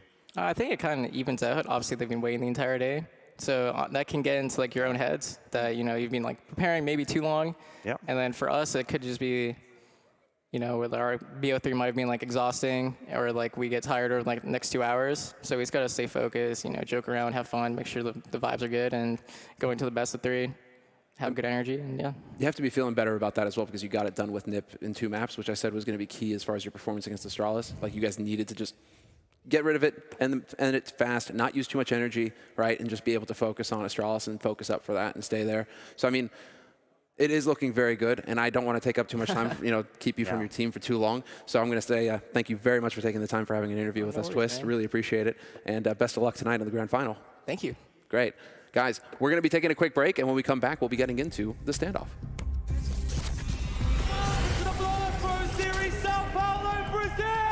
I want to have a bit of hope in NIP, but in that second game where they got blown out of the water on overpass, NIP just was not able to make a comeback. NIP, they're the team that will lose to Vega Squadron in overtime. Yeah. Give it up for our first teams, Ninjas in Pajamas! And is it going to happen again once more by a similar situation? They'll open themselves off and straight through. 12-3 half for Eds. He doesn't miss these. An ace. 1v2 clutch, of course they do it, Astralis. But when they play against an Astralis, when they play against a Team Liquid, there's often a fight. There's often a brawl. Series Madrid! So this is very much the A split. It's one and Zella. No real ability to get into this way to do something. Liquor still alive for the time being. Ported smoke and short. And that's going to be 16-40 in favor of NIP. Just barely made it, but well done on their part. NIP were so damn close to being in this grand final. We're not going to see you in the final, but how does it feel to be 3rd place and in that standoff? Sure, and then. Well, that's how good Liquor is. That's fine. That's always a noise. He has no idea where it is. Make some noise for NIP! It is time for Blast Copenhagen to kick off. God damn! I think NIP, they are on the uprise. Right, the clock is going to force this guy's hand. How did they manage to pull that off? Give it up for Face Clan and NIP! Guns out of their hands, though. I mean, we've got his head. Oh! A-site, it's called Sarah from the rafters! Plopsky's coming up from Catwalk! He sees the first, but now he sees nothing! And it's just defeat!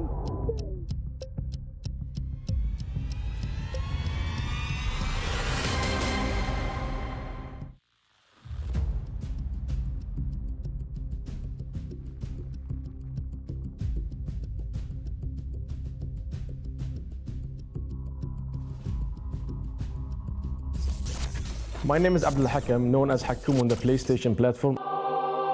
I'm the #1 trophy hunter in the world. I have played over 3,000 games and I have unlocked over 2,000 platinums doing so. Get over here! I have 5 Guinness World Records for the most PlayStation Platinum trophies, for the gold trophies, silver trophies, most overall trophies, and the points which decides which ranking are you on the leaderboards. Do you like trophies, Hakam? Yes, of course, I love trophies. I've been hunting them for the past 11 years. I wake up in the morning, I spend time with my family, I eat lunch, and then I come back to my room and start playing games.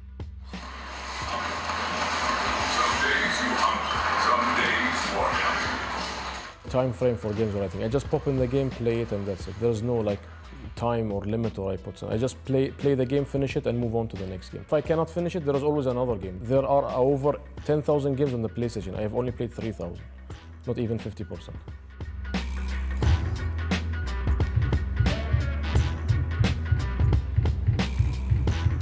With the Platinum Trophy unlocked, it proves to the gamer that you have completed the game fully. So it's the most valuable trophy there. I am playing every type of game to unlock trophies.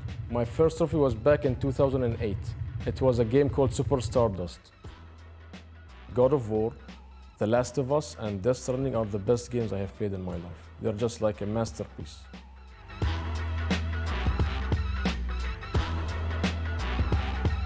One of the Platinums I am mostly proud of is Max Payne 3, because I had to complete the game without dying and in 1 minute. I was afraid, I was nervous. When I jumped, and I was like very happy that yes, I finished it. It was completed, finally. A nightmare was over.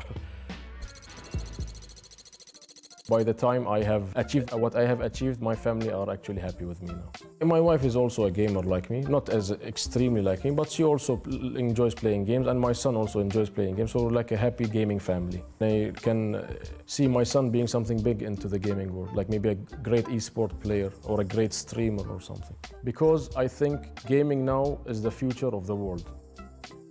I couldn't find a job that suits me well, so I decided just to invest my time into gaming and make my living through gaming. You can make a career, you can make a fortune, you can make yourself famous from it, you can do many things with gaming. I have played many games, I have seen many things. I have made my language better, I have met a lot of people online. Since I was a child, I always wanted to be the best at what I do. Anything, any game I touched, any sport I did, I always wanted to achieve the #1 position. Always do the things you love. Follow yourself, don't follow others. Anything that I wanted to do in life, I've always wanted to make it bigger than myself, bigger than us, bigger than the company. It has to make a difference.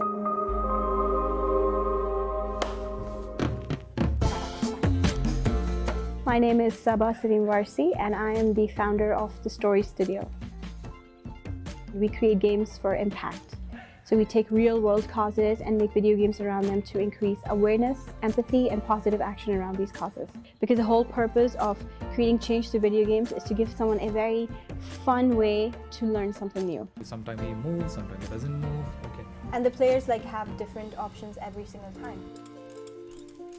So Musa Brothers' Story is an adventure game. It's based on the refugee crisis. The player is basically taking charge of Musa, who is the older brother. And we are looking at the sibling relationship and what happens to it under times of stress. And we're looking at what unaccompanied children go through when they're displaced from their homes. We took a trip to Turkey, where we saw firsthand a lot of refugee children. When we began thinking about it, we were like, why don't we tell their story through video games? So in 2018, we established our studio. In Bahrain, there were no gaming studios at all. We were one of the first.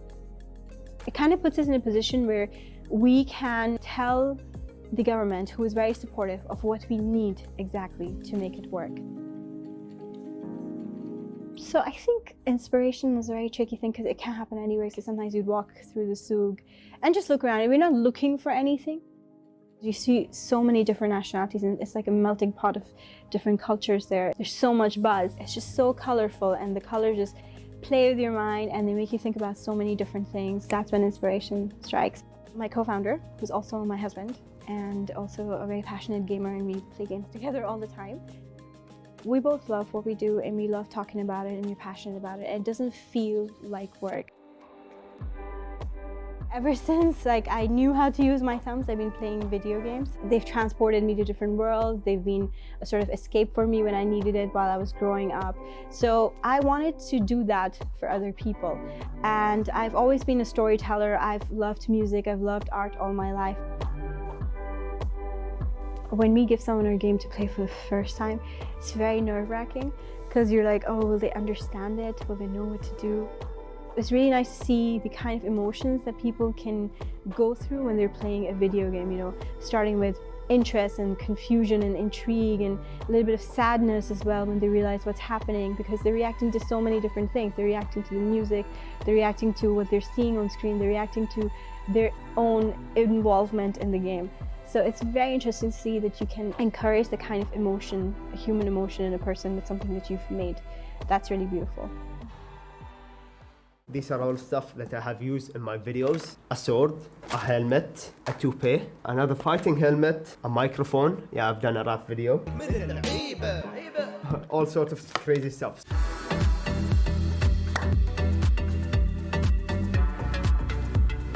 I love live content. You get to talk with your audience, see what they're asking, because sometimes some stupid stuff happen, like, I don't know.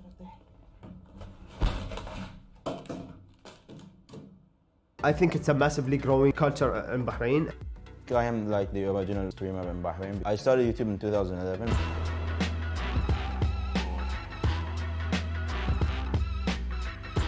I think Bahraini people need like other stuff to do on the streams just to get people more interacted, because there are too many people out doing the same, just playing, and they need to do like other things in the stream just to make sure that people are watching. معكم اخوكم عبد الرحمن، واليوم بجرب شيء جديد ومختلف ما قد سويته من قبل. اوكي يا جماعه، الحين قاعد نلعب طور الهارد بوينت نفس ما تشوفون، وبيحرقوني بس انا قاعد احاول. Most people are aiming for high competitive gameplay and stuff like that, where I'm trying to be that gamer that does fun stuff and at the same time is good at the game. I don't care about what game I play as long as I'm having fun. I don't want to like be fake for just the views or anything like that. This is who I am. I used to do many games before, but now it's like everyone is playing Fortnite, everyone is watching Fortnite. I dedicate most of my gaming time to this game. People like are excited, they're waiting for your stream, they want to see you more. Devastation is one of the most helpful streamers and YouTubers in the region. One of my ambitions is to be like him business-wise. He has his own gaming company. This chair I'm sitting on is from his company, and he's been more than helpful in organizing gaming in the region. I can't even express how much I'm grateful for him. I'm proud. I made big numbers before. I did a celebration for 100,000, but I didn't do anything for the 2 or 3 million. I think I'll be more excited if I reach 10 million. I'll do a big celebration for this one. Hamon is becoming one of the top streamers and players in the region. People love him. They love when he makes crazy stuff about Fortnite. He has that in his character, like to be a filmmaker. What I wish for is that each and every person that comes and sees my videos each and every day, I want them to just be happy, enjoy those moments. I'm really excited more about esports because I think there will be big things in the region in terms of like tournaments, events. Things are leading to other things here in the region. I love this life. I love gaming for a living. It's like the thing you do for your own fun, but you make a living out of it. It's a dream job for me.